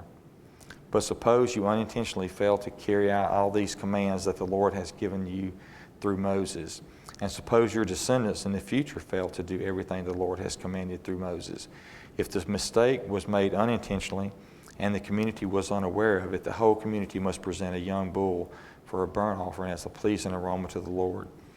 It must be offered along with its prescribed grain offering and liquid offering, and with 1 male goat for a sin offering. With it, the high priest will purify the whole community of Israel, making them right with the Lord, and they will be forgiven. For it was an unintentional sin, and they have corrected it with the offerings of the Lord, the special gift and the sin offering. The whole community of Israel will be forgiven, including the foreigners living among you, for all the people that were involved in the sin."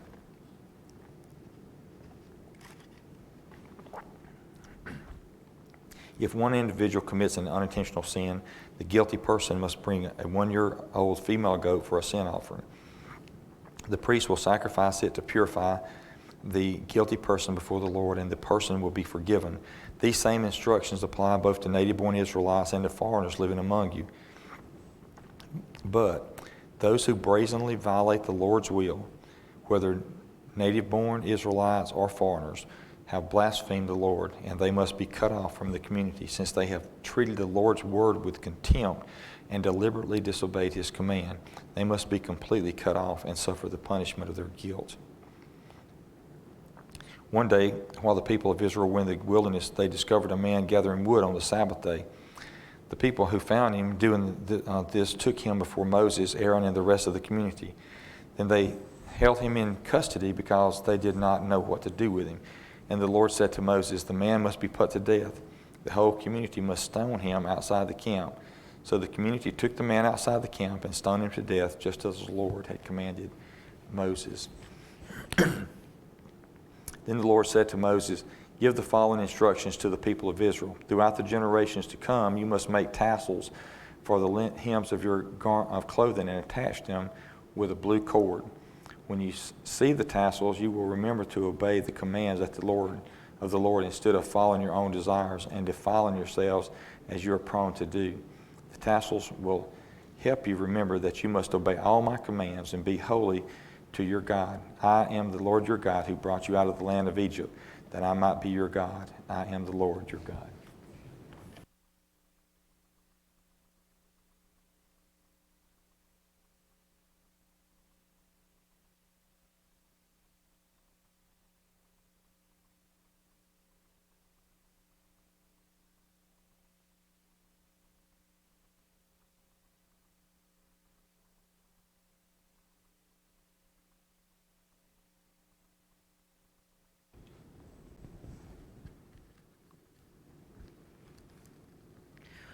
Korah's rebellion. One day Korah, son of Izhar, a descendant of Kohath, son of Levi, conspired with Dathan and Abiram, the sons of Eliab, and On, son of Peleth, from the tribe of Reuben. They incited a rebellion against Moses, along with 250 other leaders of the community, all prominent members of the assembly. They united against Moses and Aaron and said, "You have gone too far. The whole community of Israel has been set apart by the Lord, and he's with all of us. What right do you have to act as though you're greater than the rest of the Lord's people?" When Moses heard what they were saying, he fell face down on the ground. Then he said to Korah and his followers, "Tomorrow morning the Lord will show us who belongs to him and who is holy. The Lord will allow only those whom he selects to enter his own presence. Korah, you and all your followers must prepare your incense burners. Light fires in them tomorrow and burn incense before the Lord. Then we will see whom the Lord chooses as his Holy One. You Levites are the ones who have gone too far." Then Moses spoke again to Korah. "Now listen, you Levites. Does it seem insignificant to you that the God of Israel has chosen you from among all the community of Israel to be near him so you can serve in the Lord's tabernacle and stand before the people to minister to them? Korah, he has already given this special ministry to you and your fellow Levites. Are you now demanding the priesthood as well? The Lord is the one you and your followers are really revolting against. For who is Aaron that you are complaining about him?" Then Moses summoned Dathan and Abiram, the son of Eliab, but they replied, "We refuse to come before you. Is it enough that you brought us out of Egypt, a land flowing with milk and honey, to kill us here in this wilderness, and that you now treat us like your subjects? You haven't given us a new homeland with fields and vineyards. Are you trying to fool these men? We will not come." Then Moses became very angry and said to the Lord, "Do not accept their grain offerings. I have not taken so much as a donkey from them, and I've never hurt a single one of them." And Moses said to Korah, "You and all your followers must come here tomorrow. Present yourselves before the Lord. Aaron also will be here. You and each of your 250 followers must prepare an incense burner and put incense on it. so you can all present them before the Lord. Aaron will also bring his incense burner. So each of these men prepared an incense burner, lit the fire, placed the incense on it. Then they all stood at the entrance of the tabernacle with Moses and Aaron. Meanwhile, Korah had stirred up the entire community against Moses and Aaron, and they all gathered at the tabernacle entrance. Then the glorious presence of the Lord appeared to the whole community. And the Lord said to Moses and Aaron, "Get away from these people, so that I may instantly destroy them." But Moses and Aaron fell face down on the ground. "Oh God," they pleaded, "you are the God who gives breath to all creatures.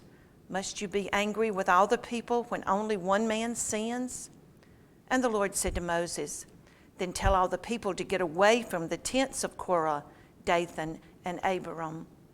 So Moses got up and rushed over to the tents of Dathan and Abiram, followed by the elders of Israel. "Quick," he said to the people, "get away from the tents of these wicked men. And don't touch anything that belongs to them. If you do, you will be destroyed for their sins."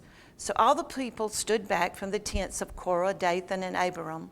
Then Dathan and Abiram came out and stood at the entrance of their tents, together with their wives and children and their little ones. Moses said, "This is how you will know that the Lord has sent me to do all these things that I have done, for I've not done them on my own. If these men die a natural death, or if nothing unusual happens, then the Lord has not sent me. But if the Lord does something entirely new and the ground opens its mouth and swallows them and all their belongings, and they go down alive into the grave, then you will know that these men have shown contempt for the Lord."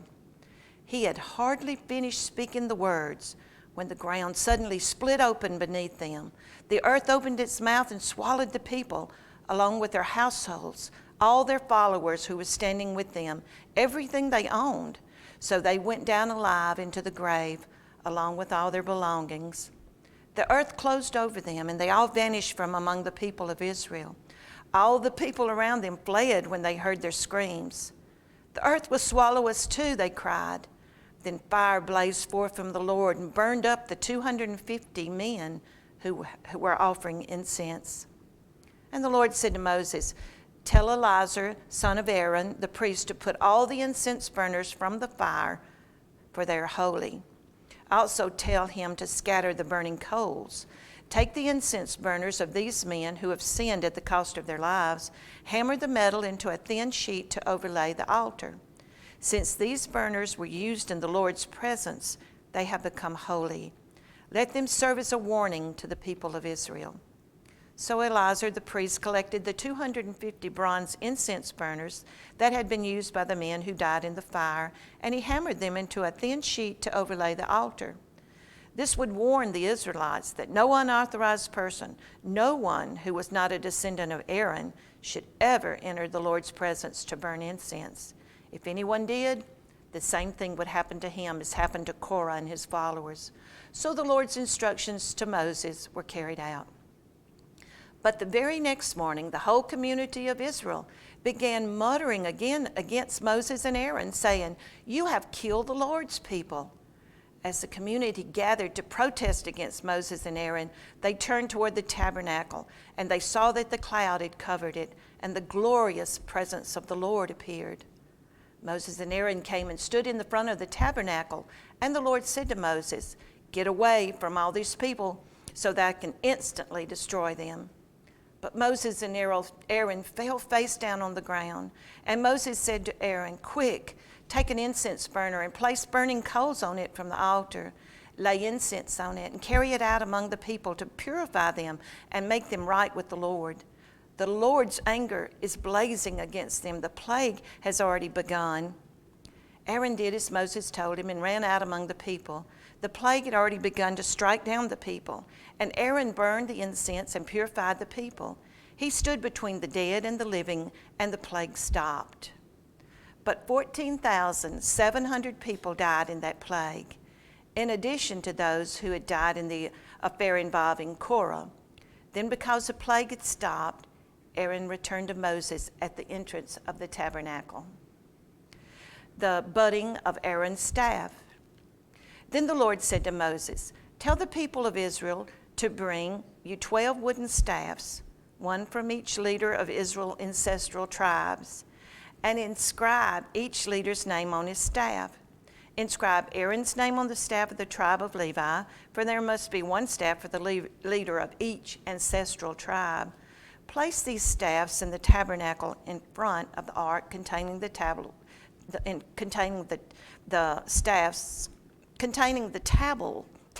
of the tabernacle where I meet with you.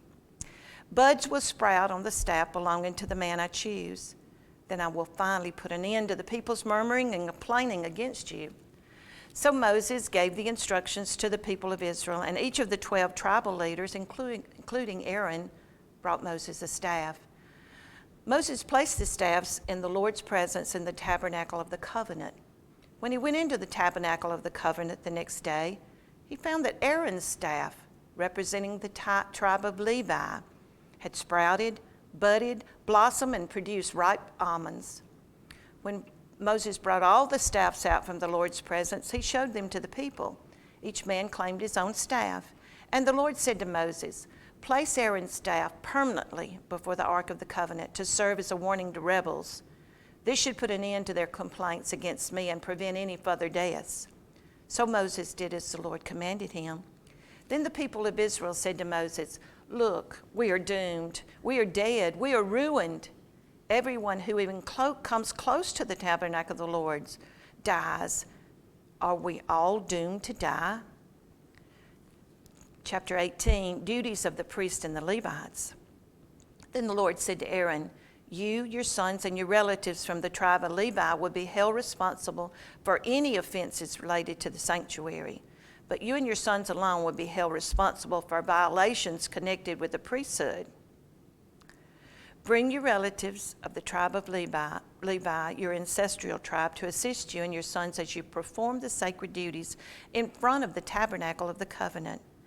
But as the Levites go about all their assigned duties at the tabernacle, they must be careful not to go near any of the sacred objects or the altar. If they do, both you and they will die. The Levites must join you in fulfilling their responsibilities for the care and maintenance of the tabernacle, but no unauthorized person may assist you. You, yourselves, must perform the sacred duties inside the sanctuary and at the altar. If you follow these instructions, the Lord's anger will never again blaze against the people of Israel. I, myself, have chosen your fellow Levites from among the Israelites to be your special assistants. They are a gift to you, dedicated to the Lord for service in the tabernacle. But you and your sons, the priest, must personally handle all the priestly rituals associated with the altar and with everything behind the inner curtain. I'm giving you the priesthood as your special privilege of service. Any unauthorized person who comes too near the sanctuary will be put to death. Support for the priests and the Levites. The Lord gave these further instructions to Aaron. I myself have put you in charge of all the holy offerings that are brought to me by the people of Israel. I have given all these consecrated offerings to you and your sons as your permanent share. You are allotted the portion of the most holy offerings that is not burned on the fire.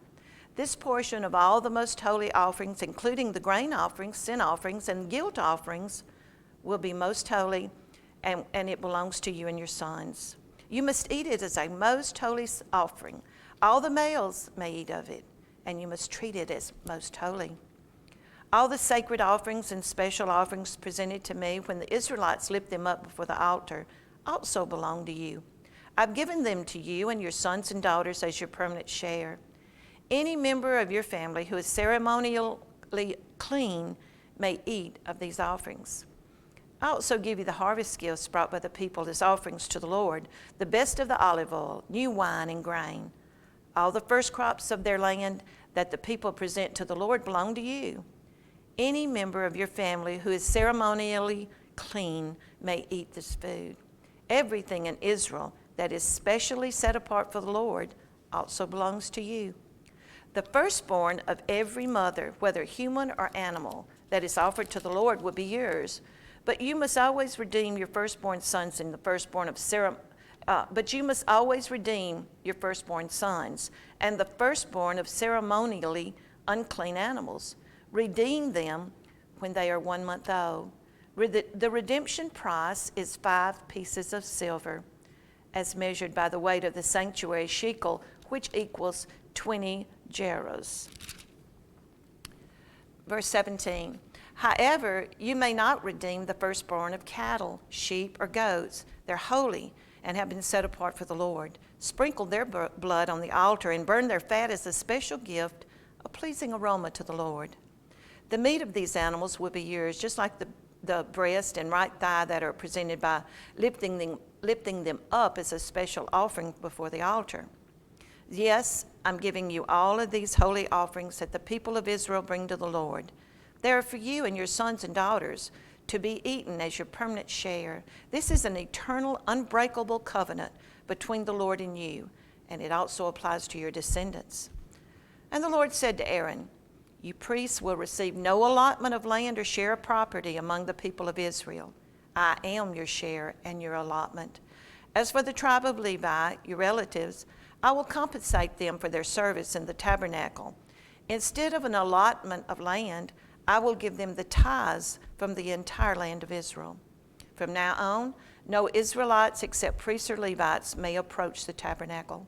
If they come too near, they will be judged guilty and will die. Only the Levites may serve at the tabernacle, and they will be held responsible for any offenses against it. This is a permanent law for you, to be observed from generation to generation. The Levites will receive no allotment of land among the Israelites, because I've given the Israelites tithes, which have been presented as sacred offerings to the Lord. This will be the Levite share. That's why I said that they would receive no allotment of land among the Israelites. The Lord also told Moses, give these instructions to the Levites. When you receive from the people of Israel the tithes I have assigned as your allotment, give 1/10 of the tithes you receive, a tithe of the tithe, to the Lord as a sacred offering. The Lord will consider this offering to be your harvest offering, as though it was the first grain from your own threshing floor or wine from your own winepress. You must present 1/10 of the tithe received from the Israelites as a sacred offering to the Lord. This is the Lord's sacred portion, and you must present it to Aaron the priest. Be sure to give it to the Lord, the best portion of the gifts given to you. Also, give these instructions to the Levites. When you present the best part of your offering, it will be considered as though it came from your own threshing floor or winepress. You Levites and your families may eat this, food anywhere you wish, for it's your compensation for serving in the tabernacle. You will not be considered guilty for accepting the Lord's tithes if you give the best portion to the priests. But be careful not to treat the holy gifts of the Lord of Israel as though they were common. If you do, you will die. Chapter 19, the water of purification. The Lord said to Moses and Aaron, here's another legal requirement commanded by the Lord. Tell the people of Israel to bring you a red heifer, a perfect animal that has no defects, has never been yoked to a plow. Give it to Eleazar the priest, and it will be taken outside the camp and slaughtered in his presence. Eleazar will take some of its blood on his finger and sprinkle it 7 times toward the front of the tabernacle. As Eleazar watches, the heifer must be burned, its hide, meat, blood, and dung. Eleazar the priest must then take a stick of cedar, a hyssop branch, and some scarlet yarn, and throw them into the fire where the heifer is burning. Then the priest must wash his clothes and bathe himself in water. Afterward, he may return to the camp, though he will remain ceremonially unclean until evening.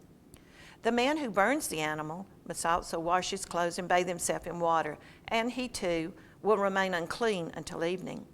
Then someone who is ceremonially clean will gather up the ashes of the heifer and deposit them in a purified place outside the camp. They will be kept there for the community of Israel to use in the water for the purification ceremony. This ceremony is performed for the removal of sin. The man who gathers up the ashes of the heifer must also wash his clothes, and he will remain ceremonially unclean until evening. This is a permanent law for the people of Israel and any foreigners who live among them. All those who touch a dead human body will be ceremonially unclean for 7 days. They must purify themselves on the 3rd and the 7th days with the water of purification. Then they will be purified. But if they do not do this on the 3rd and 7th days, they will continue to be unclean, even after the 7th day. All those who touch a dead body and do not purify themselves in the proper way defile the Lord's tabernacle. They will be cut off from the community of Israel. Since the water of purification was not sprinkled on them, their defilement continues. This is the ritual law that applies when someone dies inside a tent. All those who entered that tent and those who were inside when the death occurred will be ceremonially unclean for 7 days. Any open container in the tent that was not covered with a lid is also defiled.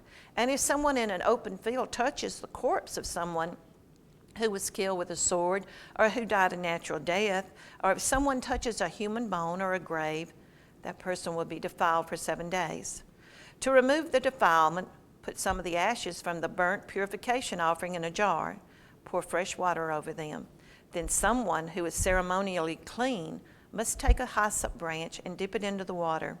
That person must sprinkle the water on the tent and all the furnishings in the tent, and on the people who were in the tent also, on the person who touched a human bone, or touched someone who was killed or who died naturally, or touched a grave. On the 3rd and 7th days, the person who is ceremonially clean must sprinkle the water on those who are defiled. Then on the 7th day, the people being cleansed must wash their clothes and bathe themselves, and that evening they would be cleansed of their defilement. But those who become defiled and do not purify themselves will be cut off from the community, for they defile the sanctuary of the Lord. Since the water of purification has not been sprinkled on them, they remain defiled. This is a permanent law for the people. Those who sprinkle the water of purification must afterward wash their clothes, and anyone who then touches the water used for purification will remain defiled until evening. Anything and anyone that a defiled person touches will be ceremonially unclean until evening. Chapter 20, Moses strikes the rock. In the first month of the year, the whole community of Israel arrived in the wilderness of Zin and camped at Kadesh. While they were there, Miriam died and was buried. And there was no water for the people to drink at that place, so they rebelled against Moses and Aaron. The people blamed Moses and said, "If only we had died in the Lord's presence with our brothers. Why have you brought the congregation of the Lord's people into this wilderness to die along with all our livestock? Why did you make us leave Egypt and bring us here to this terrible place? This land is no grain, no figs, no grapes, no pomegranates, and no water to drink." Moses and Aaron turned away from the people and went to the entrance of the tabernacle, where they fell face down on the ground. Then the glorious presence of the Lord appeared to them, and the Lord said to Moses, "You and Aaron must take the staff and assemble the entire community. As the people watch, speak to the rock over there, and it will pour out its water. You will provide enough water for the rock to satisfy the whole community and their livestock." So Moses did as he was told. He took the staff from the place it was kept before the Lord. Then he and Aaron summoned the people to come and gather at the rock. "Listen, you rebels," he shouted. "Must we bring you water from this rock?" Then Moses raised his hand and he struck the rock twice with the staff. Water gushed out. So the entire community and their livestock drank their fill. But the Lord said to Moses and Aaron, "Because you did not trust me enough to demonstrate my holiness to the people of Israel, you will not lead them into the land I'm giving them." This place was known as the waters of Meribah, which means arguing, because there the people of Israel argued with the Lord, and there he demonstrated his holiness among them. Edom refuses Israel passage. While Moses was at Kadesh, he sent ambassadors to the king of Edom with this message. "This is what your relatives, the people of Israel, say. You know all the hardships we've been through. Our ancestors went down to Egypt, and we lived there a long time. We and our ancestors were brutally mistreated by the Egyptians. But when we cried out to the Lord, he heard us and sent an angel who brought us out of Egypt. Now we're camped at Kadesh, a town on the border of your land. Please let us travel through your land. We will be careful not to go through your fields and vineyards. We won't even drink water from your wells. We'll stay on the king's road and never leave it until we pass through your territory. But the king of Edom said, "Stay out of my land, or I will meet you with an army." The Israelites answered, "We will stay on the main road. If our livestock drink your water, we'll pay for it. Just let us pass through your country. That's all we ask." But the king of Edom replied, "Stay out. You may not pass through our land." With that, he mobilized his army and he marched against them with an imposing force. Because Edom refused to allow Israel to pass through their country, Israel was forced to turn around. The death of Aaron. The whole community of Israel left Kadesh and arrived at Mount Hor. There on the border of the land of Edom, the Lord said to Moses and Aaron, "The time has come for Aaron to join his ancestors in death. He will not enter the land I'm giving the people of Israel, because the two of you rebelled against my instructions concerning the water at Meribah. Now take Aaron and his son Eleazar up Mount Hor. There you will remove Aaron's priestly garments and put them on Eleazar, his son. Aaron will die there and join his ancestors." So Moses did as the Lord commanded. The three of them went up to Mount Hor together as the whole community watched. At the summit, Moses removed the priestly garment from Aaron. He put them on Eleazar, Aaron's son. Then Aaron died there on the top of the mountain. And Moses and Eleazar went back down. When the people realized that Aaron had died, all Israel mourned for him 30 days. Victory over the Canaanites. Then the Canaanite king of Arad, who lived in the Negev, heard that the Israelites were approaching on the road through Atharim. So he attacked the Israelites and took some of them as prisoners. Then the people of Israel made this vow to the Lord: "If you will hand these people over to us, we will completely destroy all their towns." The Lord heard the Israelites and gave them victory over the Canaanites. The Israelites completely destroyed them and their towns, and the place has been called Hormah ever since. The bronze snake. Then the people of Israel set out from Mount Hor, taking the road to the Red Sea to go around the land of Edom. But the people grew impatient with the long journey, and they began to speak against God and Moses. "Why have you brought us out of Egypt to die in the wilderness?" they complained. "There's nothing to eat here. There's nothing to drink. We hate this horrible manna." So the Lord sent poisonous snakes among the people, and many were bitten and died. Then the people came to Moses and cried out, "We've sinned by speaking against the Lord and against you. Pray that the Lord will take away these snakes." So Moses prayed for the people. Then the Lord told him, "Make a replica of a poisonous snake, attach it to a pole. All who are bitten will live if they simply look at it." So Moses made a snake of bronze and attached it to the pole. Then anyone who was bitten by a snake could look at the bronze snake and be healed. Israel's journey to Moab. The Israelites traveled to Oboth and camped there. Then they went on to Abiram in the wilderness on the eastern border of Moab. From there they traveled to the valley of Zered Brook and set up camp. Then they moved out and camped on the far side of the Arnon River in the wilderness adjacent to the territory of the Amorites. The Arnon is the boundary line between the Moabites and the Amorites. For this reason, the book of the Wars of the Lord speaks of the town of Maheb in the area of Shupha and the ravines of the Arnon River and the ravines that extend as far as the settlement of Ar on the border of Moab. From there, the Israelites traveled to Beer, which is the well where the Lord said to Moses, "Assemble the people and I'll give them water." Then the Israelites sang this song: "Spring up, O well, yes, sing its praises.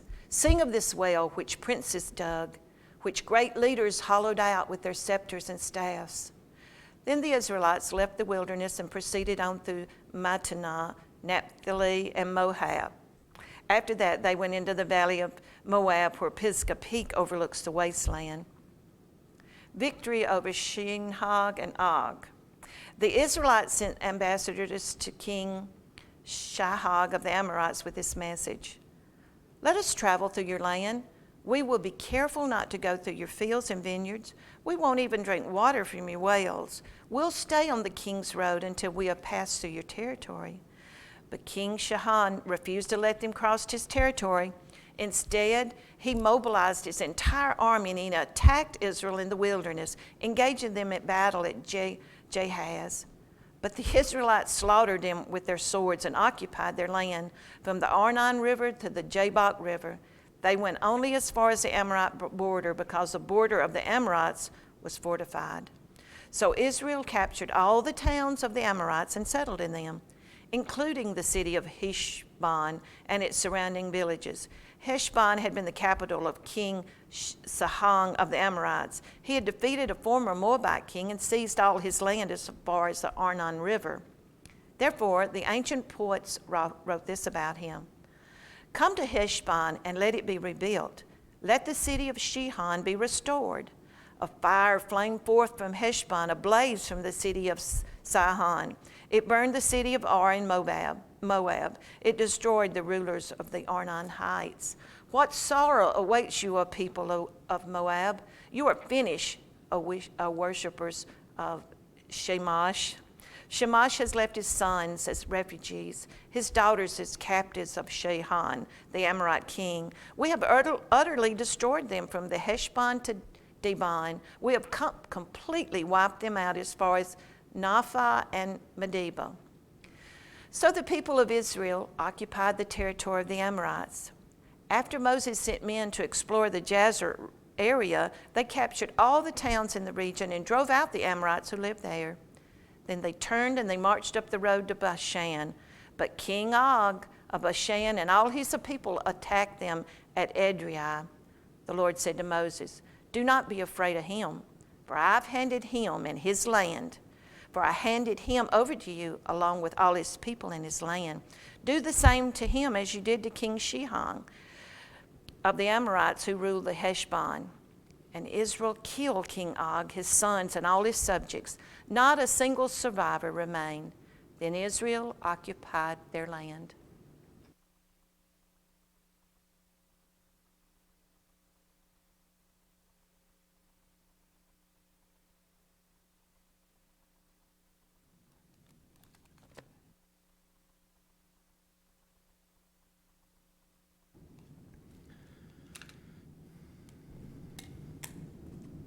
Numbers chapter 22.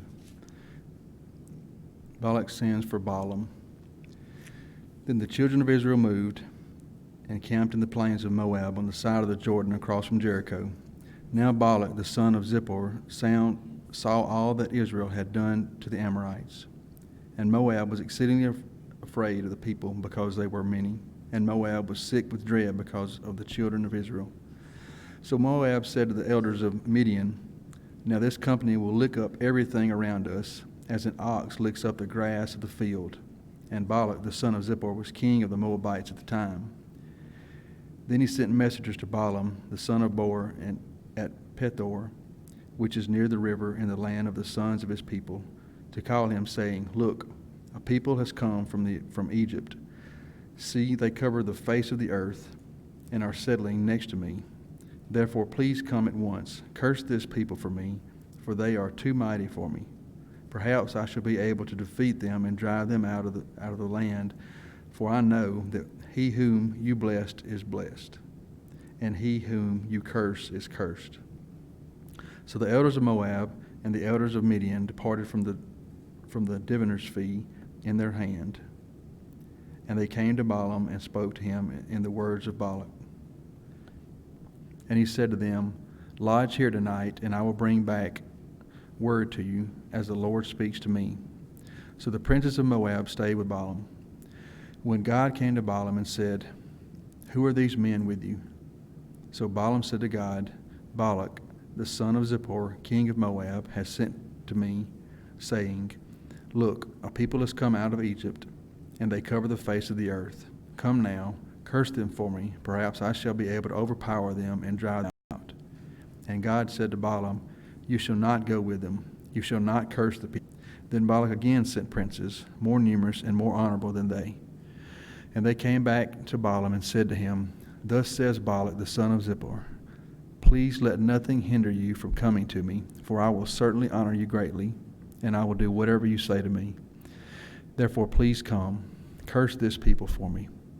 Then Balaam answered and said to the servants of Balak, Though Balak were to give me his house full of silver and gold, I could not go beyond the word of the Lord my God to do less or more.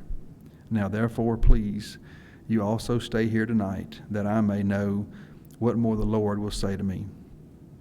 And God came to Balaam at night and said to him, If the men come to call you, rise and go with them, but only the word which I speak to you, that you shall do.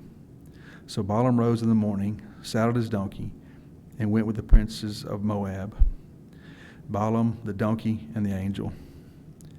Then God's anger was aroused because he went, and the angel of the Lord took his stand in the way as an adversary against him. And he was riding on his donkey, and his 2 servants were with him. Now the donkey saw the angel of the Lord standing in the way with his drawn sword in his hand, and the donkey turned aside out of the way and went into the field. So Balaam struck the donkey to turn her back under the road. Then the angel of the Lord stood in the narrow path between the vineyards, with a wall on his side, on this side, and a wall on that side. And when the donkey saw the angel of the Lord, she pushed herself against the wall and crushed Balaam's foot against the wall. So he struck her again. Then the angel of the Lord went further and stood in a narrow place where there was no way to turn either to the right hand or to the left. And when the donkey saw the angel of the Lord, she lay down under Balaam. So Balaam's anger was aroused, and he struck the donkey with his staff. Then the Lord opened the mouth of the donkey, and she said to Balaam, What have I done to you that you have struck me these 3 times? And Balaam said to the donkey, Because you have abused me, I wish there were a sword in my hand, for now I would kill you. So the donkey said to Balaam, Am I not your donkey on which you have ridden ever since I became yours to this day? Was I ever disposed to do this to you? And he said, No. Then the Lord opened Balaam's eyes, and he saw the angel of the Lord standing in the way with his drawn sword in his hand. And he bowed his head and fell flat on his face. And the angel of the Lord said to him, Why have you struck your donkey these 3 times?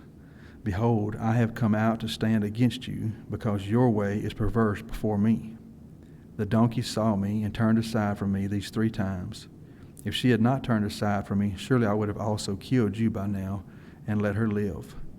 And Balaam said to the angel of the Lord, I have sinned, for I did not know you stood in the way against me. Now therefore, if it displeases you, I will turn back. Then the angel of the Lord said to Balaam, Go with the men, but only the word that I speak to you, that you shall speak. So Balaam went with the princes of Balak. Now when Balak heard that Balaam was coming, he went out to meet him at the city of Moab, which is on the border at the Arnon and the boundary of the territory. Then Balak said to Balaam, Did I not earnestly send to you, calling for you? Why did you not come to me? Am I not able to honor you? And Balaam said to Balak, Look, I have come to you. Now have I any power at all to say anything? The word that God puts in my mouth, that I must speak. So Balaam went with Balak, and they came to Kirjath-Huzoth. When Balak offered oxen and sheep, and he sent some to Balaam and to the princes who were with him. So it was the next day that Balak took Balaam and brought him up to the high places of Baal, that from there he might observe the extent of the people. Chapter 23. Then Balaam said to Balak, Build 7 altars for me here, and prepare for me here 7 bulls and 7 rams. And Balak did just as Balaam had spoken, and Balak and Balaam offered a bull and a ram on each altar. Then Balaam said to Balak, Stand by your burnt offering, and I will go. Perhaps the Lord will come to meet me, and whatever he shows me, I will tell you. So when he went to a desolate height, and God met Balaam, and he said to him, I have prepared the 7 altars, and I have offered on each altar a bull and a ram.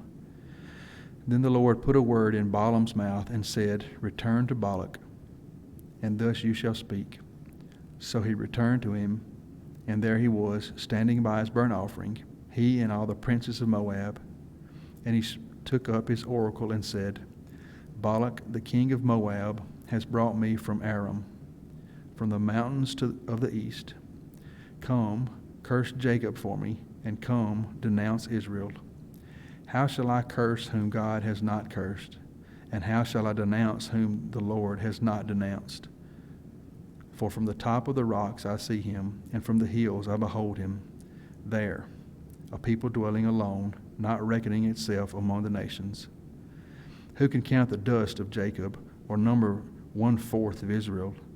Let me die the death of the righteous, and let my end be like his. Then Balak said to Balaam, What have you done to me? I took you to curse my enemies, and look, you have blessed them bountifully. So he answered and said, Must I not take heed to speak what the Lord has put in my mouth? Balaam's second prophecy. Then Balak said to him, Please come with me to another place from which you may see them. You shall see only the outer part of them, and shall not see them all. Curse them for me from there.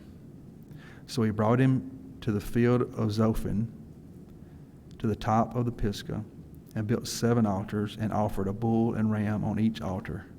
And he said to Balak, Stand here by your burnt offering, while I meet the Lord over there. Then the Lord met Balaam, and put a word in his mouth, and said, Go back to Balak, and thus you shall speak.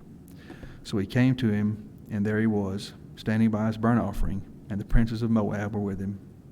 And Balak said to him, What has the Lord spoken?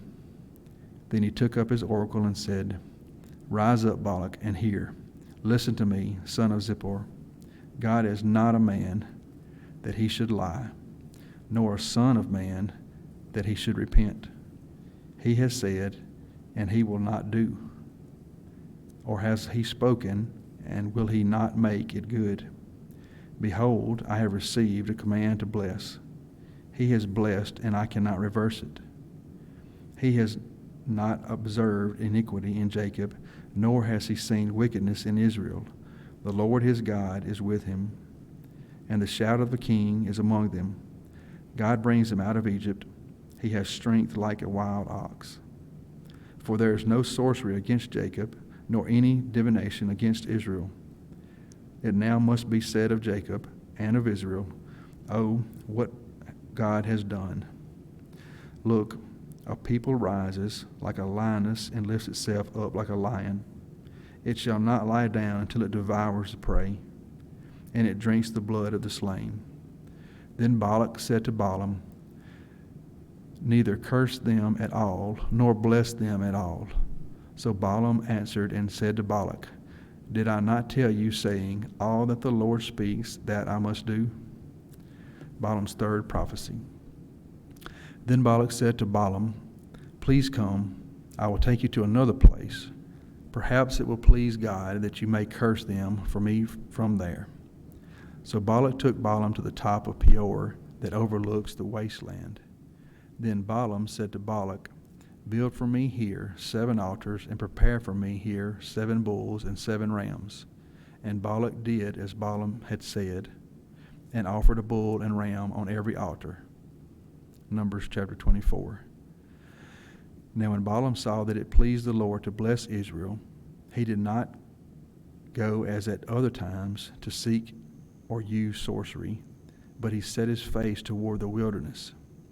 And Balaam raised his eyes and saw Israel encamped according to their tribes, and the Spirit of God came upon him.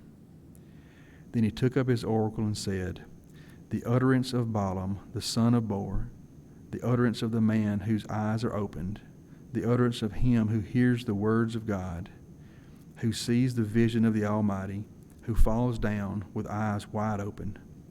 How lovely are your tents, O Jacob, your dwellings, O Israel, like valleys that stretch out like gardens by the riverside, like aloes planted by the Lord, like cedars beside the waters. He shall pour water from his buckets, and his seed shall be in many waters. His king shall be higher than Agag, and his kingdom shall be exalted. God brings him out of Egypt. He has strength like a wild ox. He shall consume the nations, his enemies. He shall break their bones and pierce them with his arrows. He bows down, he lies down as a lion, and as a lion, who shall rouse him? Blessed is he who blesses you, and cursed is he who curses you. Then Balak's anger was aroused against Balaam, and he struck his hands together. And Balak said to Balaam, I called you to curse my enemies, and look, you have bountifully blessed them these 3 times. Now, therefore, flee to your place. I said I would greatly honor you, but in fact, the Lord has kept you back from honor. So Balaam said to Balak, Did I not also speak to your messengers, whom you sent to me, saying, If Balak were to give me his house full of silver and gold, I could not go beyond the word of the Lord, to do good or bad of my own will.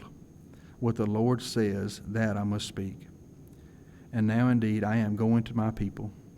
Come, I will advise you what this people will do to your people in the latter days. Balaam's 4th prophecy. So he took up his oracle and said, The utterance of Balaam the son of Beor, and the utterance of the man whose eyes are opened, the utterance of him who hears the words of God, and has the knowledge of the Most High, who sees the vision of the Almighty,